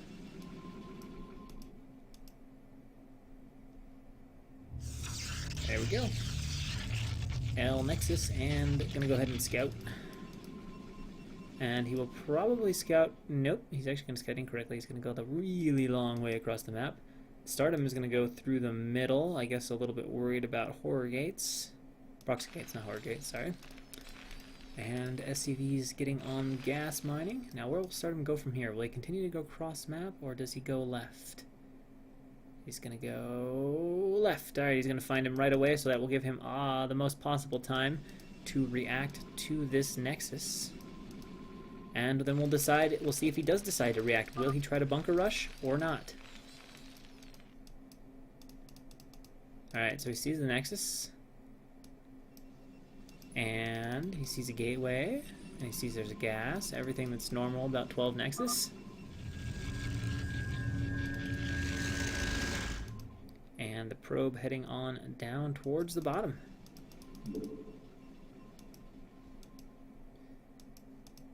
Alright, so the question becomes now, will Stardom attempt to respond? It doesn't look like it. Oh, actually, he's going to start a bunker here, but I don't know how much that does with just one SCV. It just kind of cancels it. Maybe hoping Protoss just wasn't paying any attention, hoping for a probe pull or something dramatic. But as of right now, it doesn't look like he's intending to put any pressure onto this Nexus. Got the first slot out for Arctimes, who is that normal? How you do it? Or do you normally go to... I don't actually do this build, so I don't know how it works. But either way, he has got his core well before his second gateway, and just now adding on his second gateway. I honestly don't know if that was standard or not. The probe, is it going to make it into the base? Oh, come on, Stardom. Alright, probe's going to see a factory. And it looks like Stardom is just going straight for the tank. Oh, he's actually going to make a vulture. Okay, he's going to make mines. Interesting. And probe dies. And he's actually going to harass with his lot. What? What? Okay, the 12 Nexusing player is going to successfully harass the Terran and delay the command center. That is pretty funny in my opinion. Please move it. Okay, it doesn't really matter, but alright. Got a vulture out. Gonna go make another vulture and some mines. Just gonna mine things up. But Protoss is feeling pretty secure. Has his expansion up. Should be pretty happy with his situation. 16 probes. Stardom is actually way ahead in SCVs right now. So Protoss will have some catching up to do.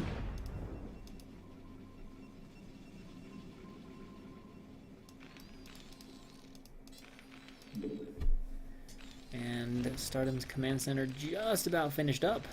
Laying a few mines over here. Oh, he eats one. Don't eat two, because then you lose the Dragoon. Oh, that's kind of cute. Sends a Zealot to clear it out in case he wants a really fast third base. Which would be some super eco from Arc if you were to take a third off this. And a vulture on the way for Stardom. Base is done. Need an SCV transfer. There we go.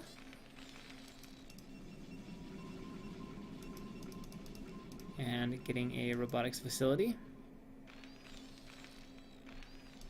And continue to make nothing but vultures. Maybe he's going to go, yeah, I was going to say, he's probably going to go for mine double expand. A somewhat common response to Protoss doing this. Oh, probe gets sniped right away. So it's not a bad response. It actually puts Terran back ahead economically. You just make vultures nice and cheap, lay some mines. Protoss doesn't get obs out quite fast enough to do anything about that. And then by the time Protoss can, you have your factories up and running, and you're okay against any Protoss counter. And gonna continue that pylon wall.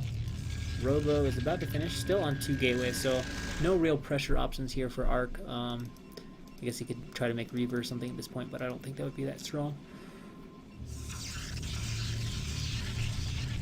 And he is just going to get some observers. Stardom actually has this command center done. We need a little SCV transfer over here. And we can see the economies are still pretty even for both players, even at this point. So Stardom is going to be fine with his position. Just needs to get a few SCVs headed over to that third base so he can benefit from the fact that he has it. Oh, we got some serious harass going on over here. Bring some goons up. Will he snipe the probe off? Oh, delaying the Nexus. And of course, there's still no observers, so this Dragoon could be in a little bit of trouble. Oh, it only lays 1 mine off of that. I said he was going to be in trouble, but now he's actually going to be just fine. Oh, please snipe the probe. It's in the front, please. No. He could have delayed it another, like, 20 seconds. Been a total obnoxious piece of shit. But now Protoss gets his Nexus down. Of course, Turn has had his third, sort of had his third for a while. Stardom, transfer SAVs to the third base. Getting an eBay now.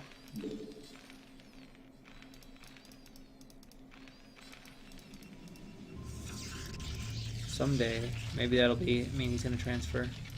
This is so not beneficial. You get this, there we go. Wait, is that a transfer? I think it's a transfer. Small transfer, but I think it's a transfer. Yeah, it's a transfer. They're walking through the tanks. Obs out now for Protoss. And of course, Stardom cranking up that SCV production. Arc time's actually falling quite far behind in terms of probe count. He is still cutting an awful lot. So he's kind of negated the benefits of that really fast expansion by not ecoing up heavily behind it. Like, it's nice to get a Nexus on 12, but if your opponent still gets more SCVs than you, then it's not that much more beneficial.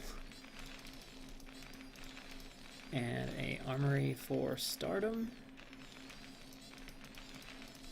Has the eBay up to 4 factories now, and of course we can see the supplies are quite equal given the differences in probing. SCV still at 32, so like arc times is just not making workers. That's incredibly low eco, Protoss. Like incredibly low eco. Finally starts a few more here, adding on that second cannon. So Stardom is going to get way ahead economically, which is a pretty scary position for Protoss, especially if you don't have awesome tech out, which he definitely does not.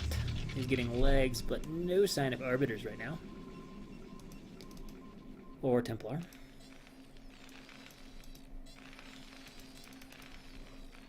And started walling off that side of the base. Gonna leave this side open.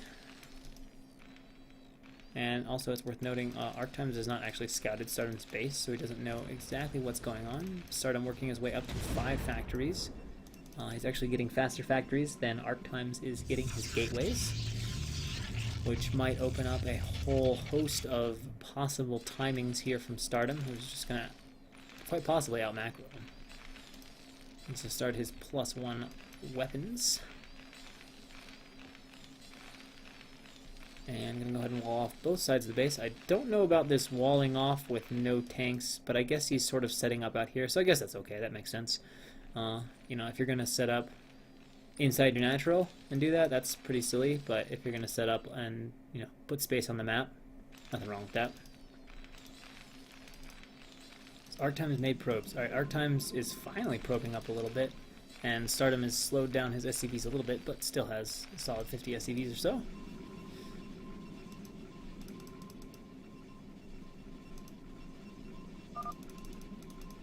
Yeah, that is a valid point. It's not very defended against recall, and of course, with the base walled off, there is absolutely no way. I mean, you can't even get vultures to mine it. You can't get tanks to defend it. So, yeah, there is that. Alright, Protoss is going to go ahead and move out here. What does he have for an army? It looks like he has a 3rd breaking army, a shuttle with slots, and some goons. But against the spread of tanks here that Stardom has, I don't think it can do that much.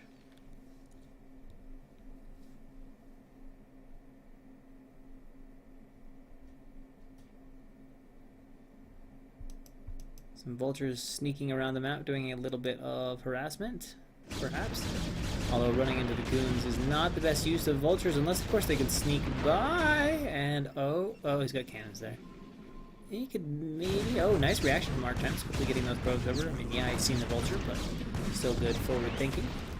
Gets a probe, which is not really worth it. And now both players getting ecoed up a little bit, and Arc starting to work his way up towards a supply lead after being down in supply for quite some time.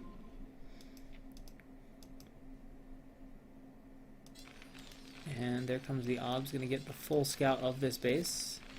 And Stardom is trying to add sort of some turrets outside to give him more advanced warning notice of a possible arbiter. Protoss getting Storm. Gonna kill the eBay off, which will be a little bit annoying for Stardom, as turrets are pretty important to all game long. No sign yet of a of a Tribunal, and these Zealots are gonna die, and the Vultures are gonna again run up, but looks like Arctimes has units sitting in good position, so these Vultures should do very minimal damage. That is absolutely 0 probe kills, so Stardom getting nothing for that.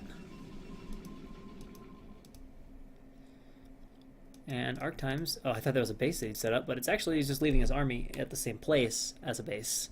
So it looks like a base. Now we're going to clear it out and probably expand there.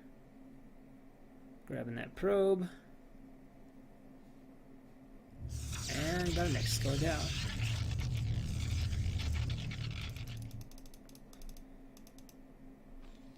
And Stardom, for as fast as eco as he had, I mean, his macro timing is not that fast. I mean, if you just left your own devices as Terran, you know, 13 something max is pretty reasonable, and he's not going to hit anywhere near that. Although his money is starting to get a little bit high. Definitely needs to add like 3 or 4 factories ASAP. 6 facts is not going to cut 3 base eco. I don't care if you're flash or who, you can't macro out of that few factories even if you hit every timing perfectly.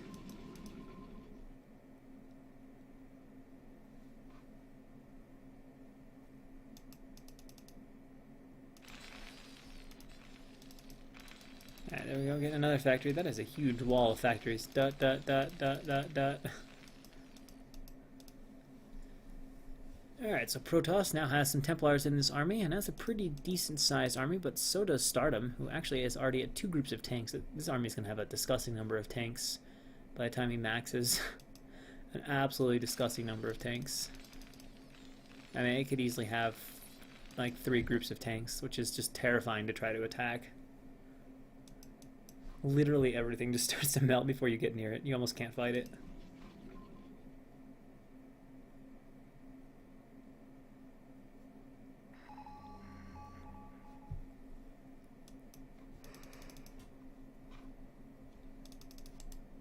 And I don't know where this army is going for Stardom and why it's hanging out in the middle. Upgrading nicely though, going to 2-1. Protoss has his 1-0 and is going to go ahead and start getting his 1-1. Of course, Terran well on his way to 2-1.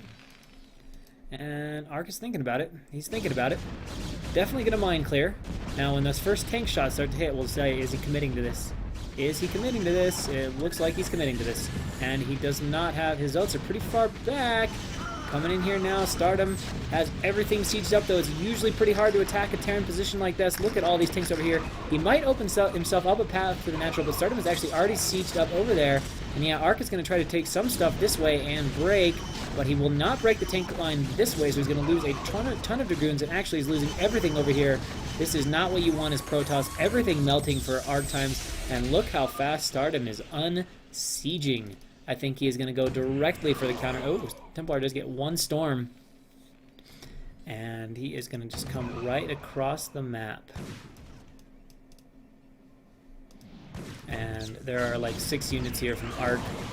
And unfortunately there are no gateways, an additional base for Arctimes. So now that he has sieged at his bridge, there is nowhere for him to go. He does have, he's only got 1 Arbiter, which doesn't have much energy. He doesn't have very many recall options right now. So this is just a terrible situation to be in as a Protoss. You just cannot suicide your army. He actually gets that Arbiter assassinated. So that means no threat of recall right now for Stardom, who has complete control of Arctime's natural. He's never getting out of there again without some sort of recall or ridiculous stasis or whatever. And I think Stardom is immediately going to pull these tanks. Actually, no, he's going to keep pushing into the natural.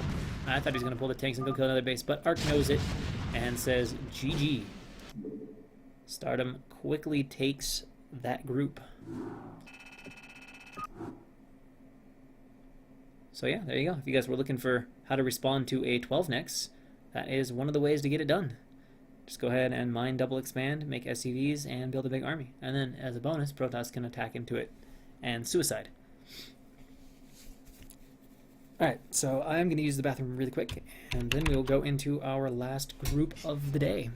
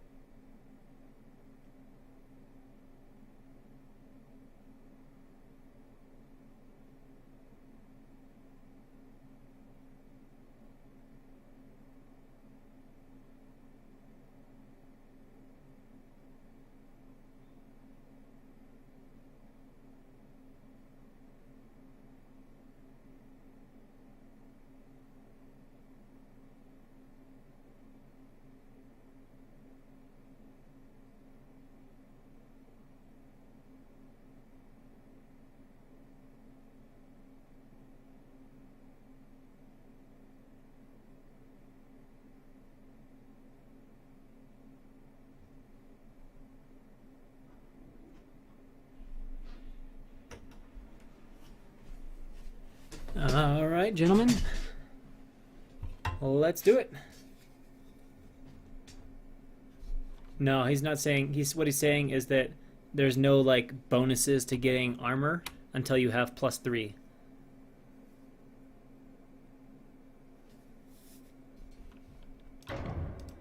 Like as in, you know, it doesn't take anything more shots to kill until you have +3 armor. Not that you can't fight tanks with dragoons. that would be pretty ridiculous. All right, so into our last group of the day. I believe this is Group F. Oh, Group D was the other super big walkover group. There's no cast for Group D because only one player showed up. Fost moved on into the finals. So no games from Group D. That's why we just skipped right on to Group E, and now this is Group F. So spawning in the top left-hand corner is 13 Tyrant, also known as N Baker on TL, and in the bottom left-hand corner is our Protoss player Evil Eye. Oh, and that's pretty true. The only time you can fight Pure Goon versus siege tanks is in low numbers, and in that case, if you're good with your dragoons, you can fight even some like 5-fact timing attacks. Especially if you have like a shuttle in there, but even if you don't, you can fight those pretty effectively if you're really good at spreading your goons. But once it gets to bigger armies where you just have no choice but to clump up and it's just too many dragoons to take care of, yeah, you can't, you just gotta back off when you're down to dragoon only. It's just not worth it.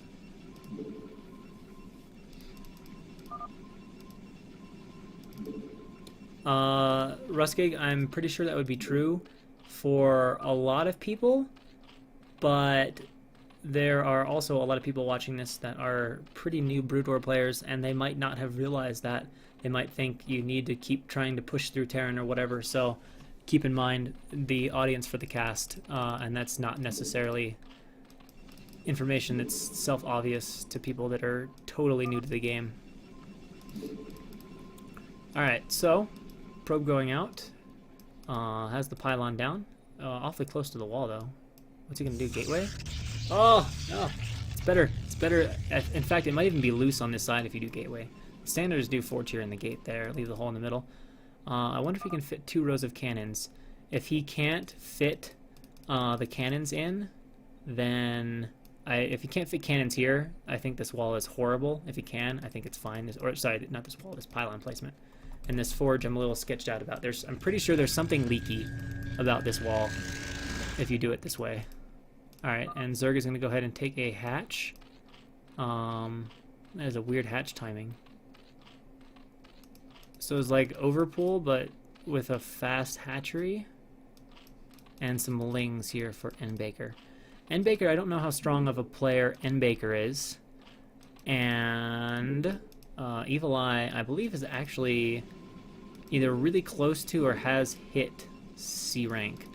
So I'm inclined to say Evil Eye is the favored player in this particular match. He's getting 2 cannons, which is way overkill. Like, ludicrous overkill. Definitely could get away with just 1 cannon.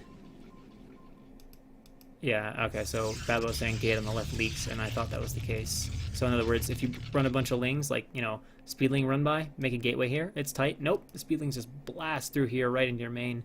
All of a sudden you got 8 speedlings in your main, and life is sad. Not in this game, of course, because he's just getting his gas, but... And N Baker's opted to go ahead and do the gas before the 3rd hatchery, so he will get a nice, quick layer timing that should allow him to get Scourge out in time to deal with the first Corsair and, in theory, not even lose a single Overlord. But we don't even know if there'll be Corsairs yet, because we don't know what Evil Eye is planning. He's getting that 2nd gateway.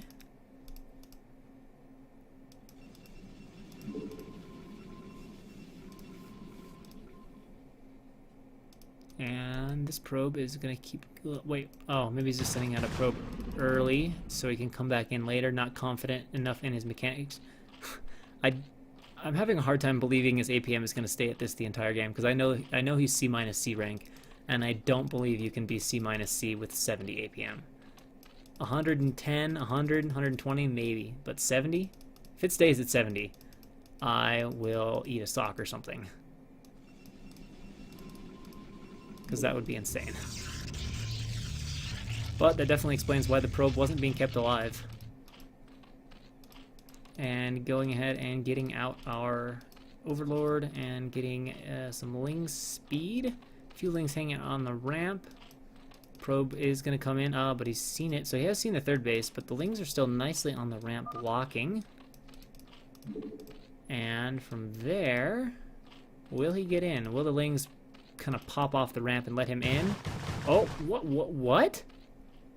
Did he click that probe when the other probe was in? I don't know how he just got in. I have no idea how that probe just got in. That's crazy. And yeah, I mean that seems like an awfully big stretch, but you know, you got to remember that is a pro using all of his pro knowledge and understanding to bear, as opposed to someone that's just new to the game.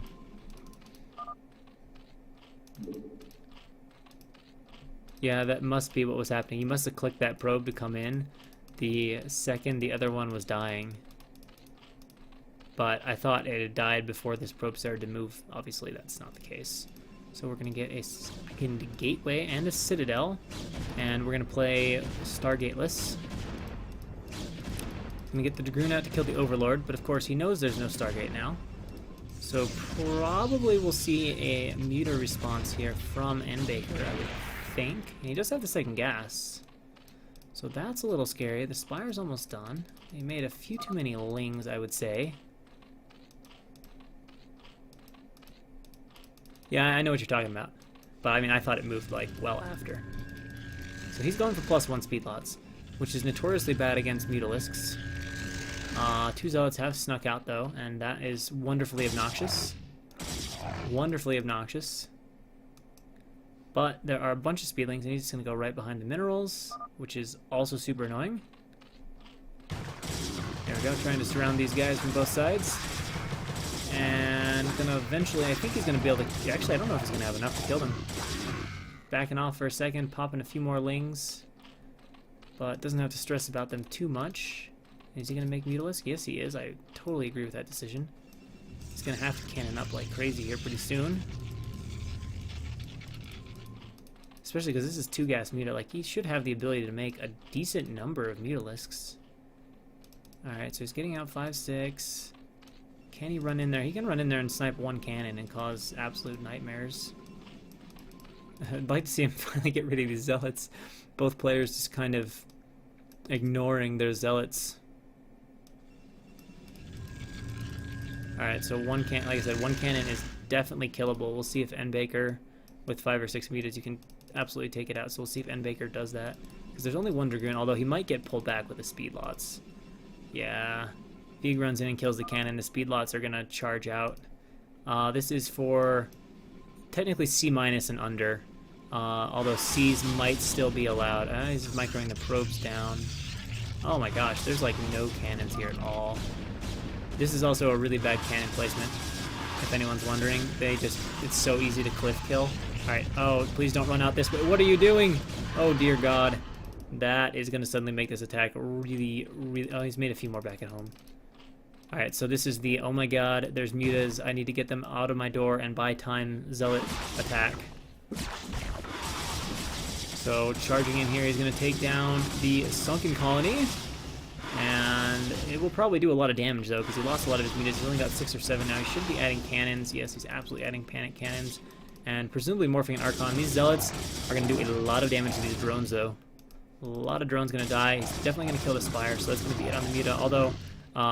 Tyrant will have a full complement of Muta with which to work once these Zealots are cleaned up, but he's going to need to get a lot of damage done if he wants to get back into this game. Will the Zealots go for the pull? I don't know. This is just a bunch of Muta popping everywhere. He's actually got... Well, he's going to be just shy of a full complement of Muta. I take that back. And he's going to get the pull. So no Lings, just Muta. And these Zealots still running around like crazy, just being goofy. And there we go. Cleans that up, no problem. And Protoss apparently decides to take a third base. I guess he's got 2 Archons. It's pretty ballsy, though. It's pretty ballsy.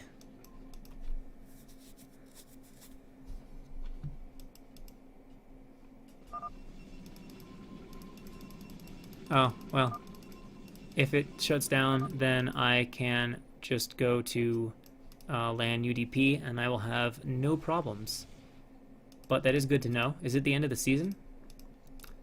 Or is it just a random service? Oh, snipe the Archon. Oh, cute. Yeah, I think he's got it. I think he's got it. Oh, be careful with those Archons, though. Oh, no!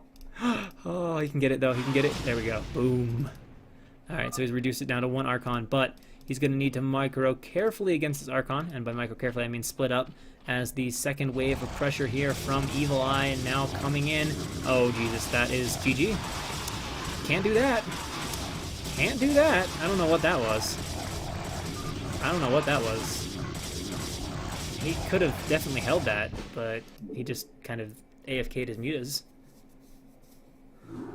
And Evil Eye takes the win there.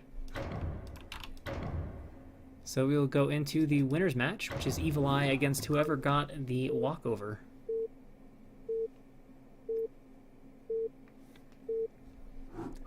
So we have, spawning in the top right-hand corner, our Zerg player, Pro Forward, and in the bottom left-hand corner, of course, our Protoss player, Evil Eye. Oh, I thought he was like BMing him, like, what? Do you say you were pro? What? Evil Eye said, what was your TL name? I actually can't remember what it was. Oh, Stranger, yeah, Prince Stranger. And Tyrant, of course, is Baker. I don't understand. I legitimately don't understand why players just say lag like that. I mean, everybody knows it. Like, what's the point of saying it? Like, if you're gonna say, hey, can you please leave? Also, that drone was idle for a little while. That's one thing. But, like, everybody does it. Everybody just says lag and just leaves it at that. Like, okay, I know. It's really obvious. I don't know what you want me to do about it.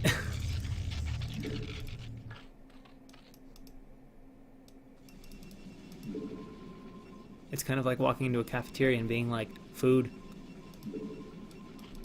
Like, yeah. So, Overlord heading down. Yeah, you definitely can't afford to interrupt your spam. But I'm saying, like, what's the need to say it in the first point? Like, none of you are going to be able to do anything about it.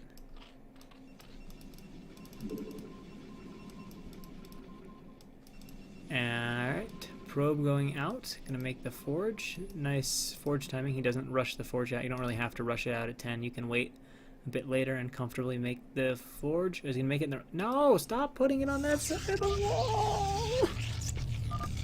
Stop doing it!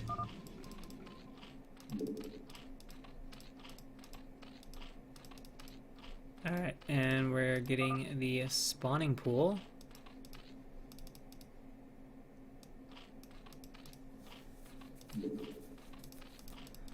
And a drone heading on out. But the probe, is it going to pylon or is it going to block? Or is it going to do both? Don't know. We're going to have a little fight, but I think the drone got first hit and there's a second drone coming, so it does drop the pylon. What an obnoxious little probe. Oh, and it just barely lifts. Oh, yeah, it probably wouldn't hurt. Probably wouldn't hurt. There we go. Overlord's going to find some red Terran pieces. And again, opting for 2 cannons, which is just absolutely overkill, especially on cross maps. I mean, you can literally Nexus first, Forge Nexus against Overpool in these positions cross map. The last thing you need is 2 cannons beforehand. And I guess he's intending to 2-base because he just puts down the hatchery there. I guess the other hatchery goes right there. That's really close. It'd be hilarious if he blocked. No, it wouldn't. It'd just be disappointing if he blocked himself. But I don't think he did. 1 drone, 2 drone, 3 drone. Getting the gas.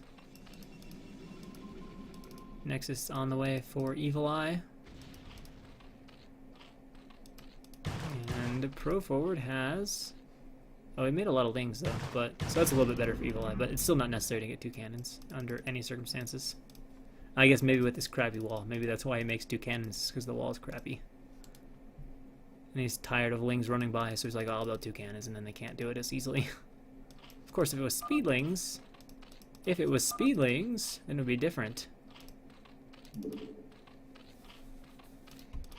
It happens, man. It happens.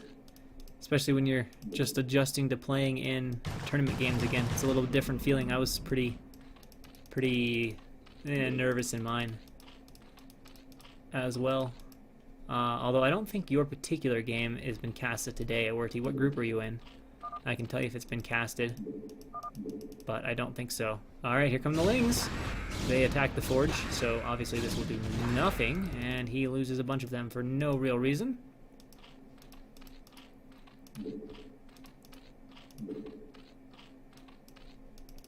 And hopefully he's going to put down a hatch here pretty soon. This is getting to be a very slow third hatchery. Oh, he's got a hatch over here. Oh, okay, I guess you can do that. Yeah, I guess you can get... I would have rather seen him make the hatch here rather than there.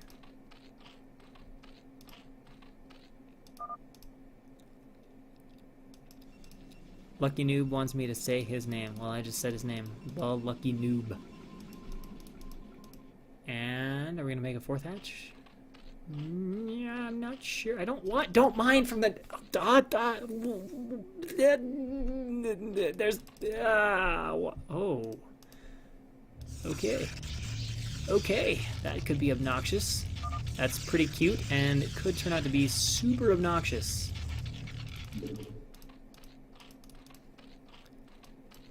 This, I don't even know what this is. Just keep them in your main base, man. It's not worth it. Maybe you could send one to mine right here. Maybe that's like comparable, but the rest?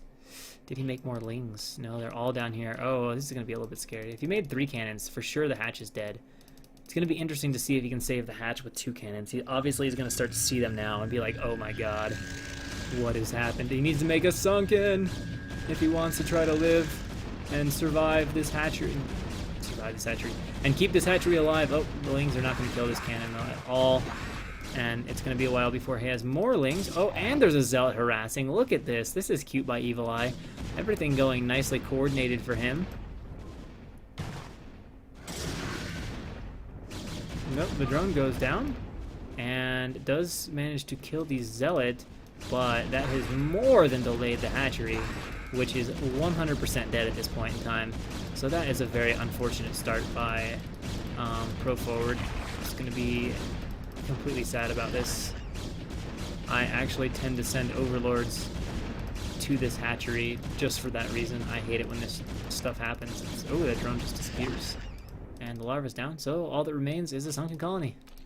And 2 cannons, so now we're just going to go ahead and make some Hydra. And I guess try to kill him with the 900 gas we have. Tells me he gathered gas a little bit too fast for whatever build he was trying to do. Certainly don't need to have 1,000 banked gas at the 6-minute mark, 6:30 mark. And Evil Eye is going to follow this up with a 4-gate Speed Zeal, 5-gate Speed Zeal with possible Templar. Don't exactly know. Doesn't actually have that many Zealots. 31 probes to 19 drones from Pro Forward, who still can't take this base back because he has to get some Hydra out before he can even take it. Adding a creep colony and Evo chamber for one of the most interesting sim cities I've ever seen, but I think it's objectively not very good because the Zealots can just run right into the main base, which is just as good as attacking the natural. A few more slots coming out. Then we're gonna start macroing Templar. Well, I mean, with 90 APM, I think Corsairs are a big ask. Although I just can't understand playing PvZ without Corsairs. Like, Corsairless PvZ is the most terrifying thing ever, because at any point Zerg just switches into Mutalisks, and Mutalisks without Corsairs are so freaking annoying. Even if you have Archons. I mean, okay, if they switch when you have like 3 bases and a boatload of Dragoons, it's not that bad, but even if you have like 6 Dragoons, well-used Mutalisks are an absolute fucking nightmare.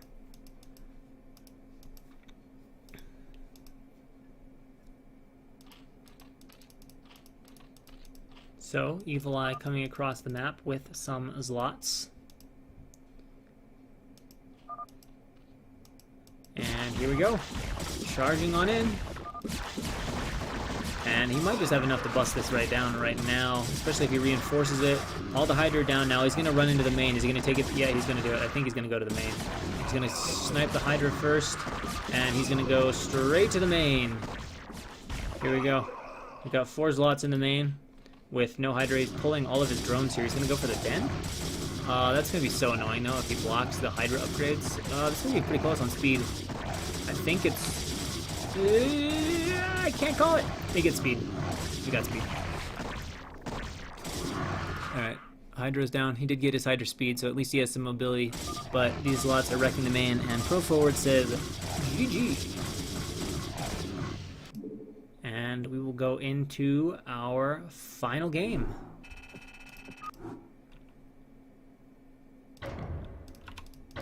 And we'll see if we get kicked off.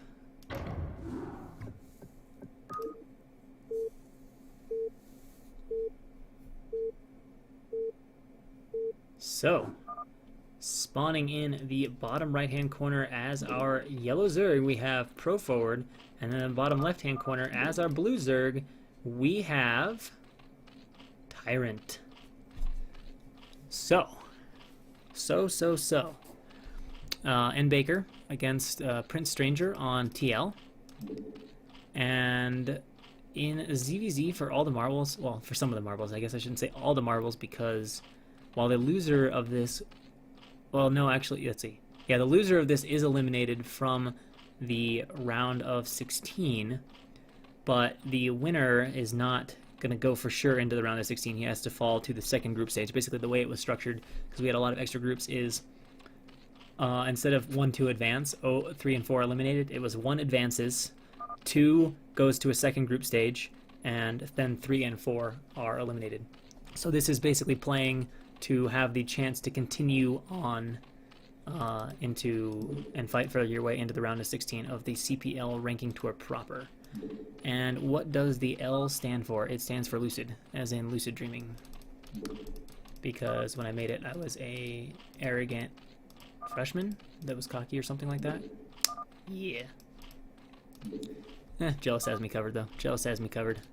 Luscious. That'd be a little too sensual of a name for me. Alright, so we have a overpool here from Pro Forward, and a 12 pool from Tyrant. So I suspect, I don't know ZVZ very well, and I apologize for that. If I recall correctly, 12 pool is pretty nice against overpool, because I don't think overpool can do anything to it, and you just benefit from better eco and similar stuff. Yeah, everyone wants to say L Master's Love Master, but no, I'm not that pretentious. So Overlord arriving here for Pro Forward, who has the advantage of spawning on that side, so he does get the scouting advantage. Never had those. Never had those. I guess I'll take being a comedian. How many L words can you people come up with? I don't think I've ever written a limerick. I have read a limerick, though, so maybe I'm just really good at reading limericks. How many? This could go on for a long time. There's a lot of L words in the dictionary, guys. A lot of L words. Heck, there's a lot of L adjectives in the dictionary, which is really what you need. Or nouns. I guess nouns, too. There's a lot of L words.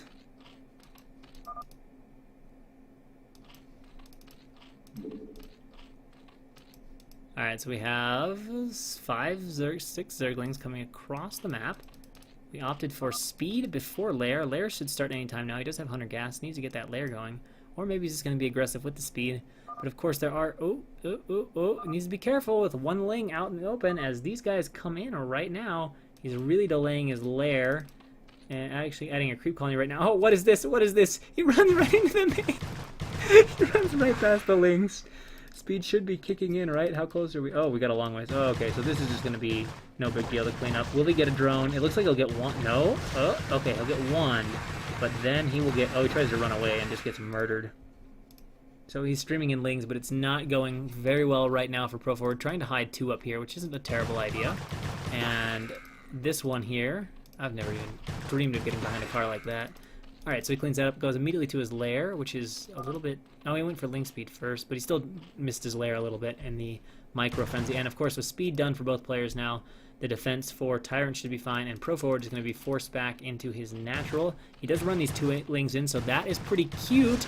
Getting 1 drone kill, and now Tyrant drilling, and he's going to run all his drones away. I think he could just fight them comfortably with the drill.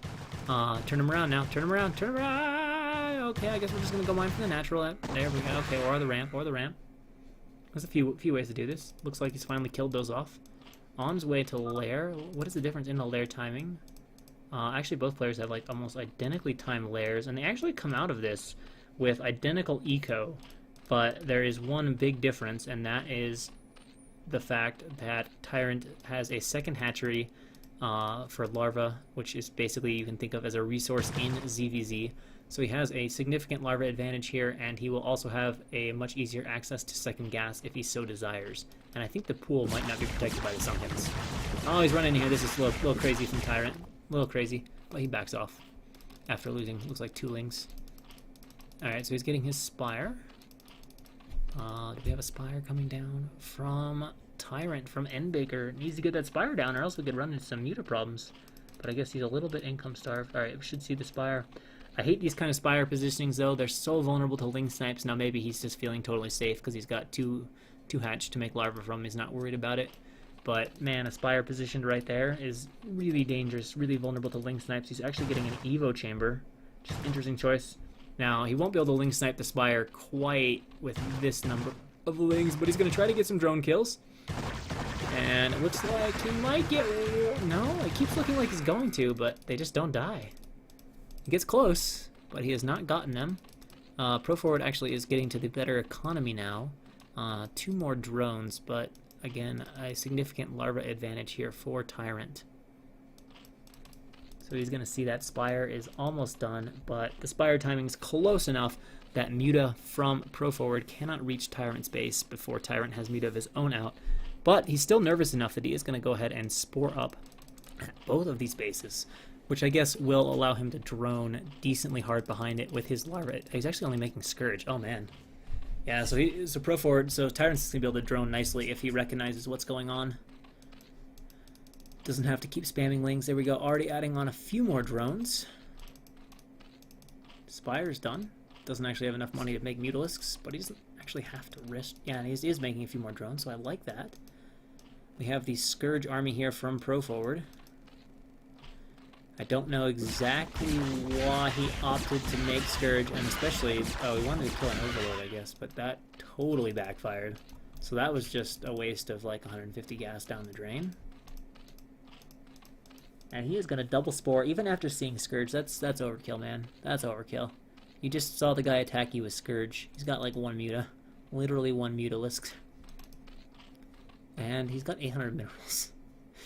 He's going to try to make a Nat Hatch. He's going to try to make a Nat Hatch, which could so easily be killed with Lings if... Okay, is he aware of this? He should be. He can easily kill this with Lings. 1 Muta is no way going to defend... Laggy like Latina Master. Oh dear God, what have I unleashed? What have I unleashed in this chat? Or what have you guys unleashed? I don't even know if I'm responsible for it. The name game. The 1 Muta. Just go kill the hatchery! It's 1 Mutalisk! Please kill the hatchery! 1 Muta is not scary. Even 2 Muta are not scary. If there's like 8, sure, but 2? With all of this stuff?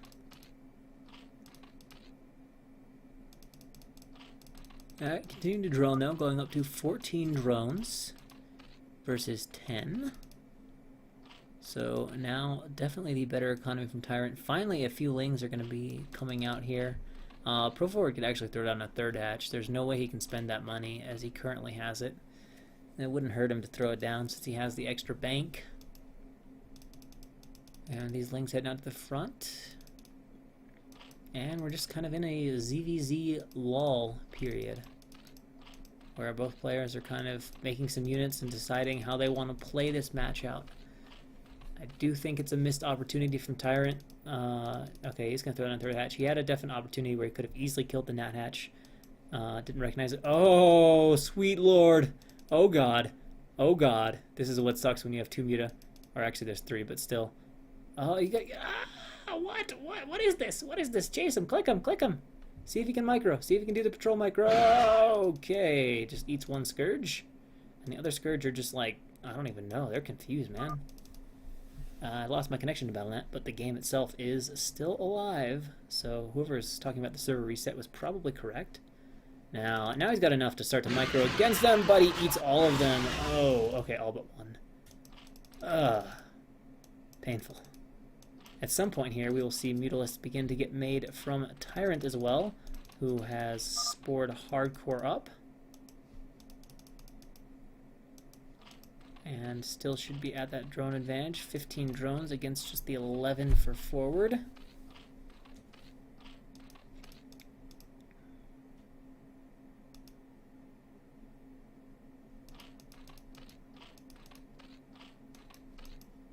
And is he really going to try to take a third base? This is ballsy. This is ballsy. But alright, Pro Forward is going to go directly for a third base. Mutalist count is currently 5 to 5, so we are even on the Mutalist counts. Neither upgrading.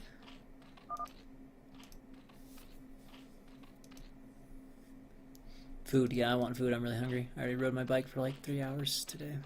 2 hours, whatever. Hungry. I had like a banana and then I rode for a long time and now I want to eat food. Oh, this is the worst. This is literally the worst. You're gonna lose like 6 drones from this before you can even react. Oh god. How quick is the reaction? Not quick at all. 1 drone, 2 drone, 3 drone, 4 drone, 5 drone, 6 drone, 7 drone, 8 drone, 7 drone. Or so. So that's rough.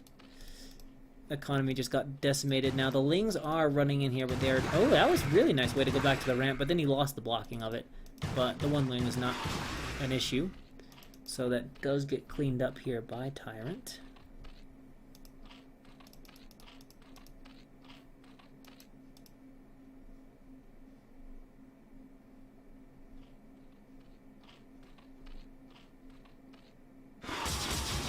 And more drones. This is just a massacre at this point. He actually droned a bunch, so his drone count is still okay, but they're going to continue to get attacked. And now, are we going to have a final Muta battle? It looks like we might.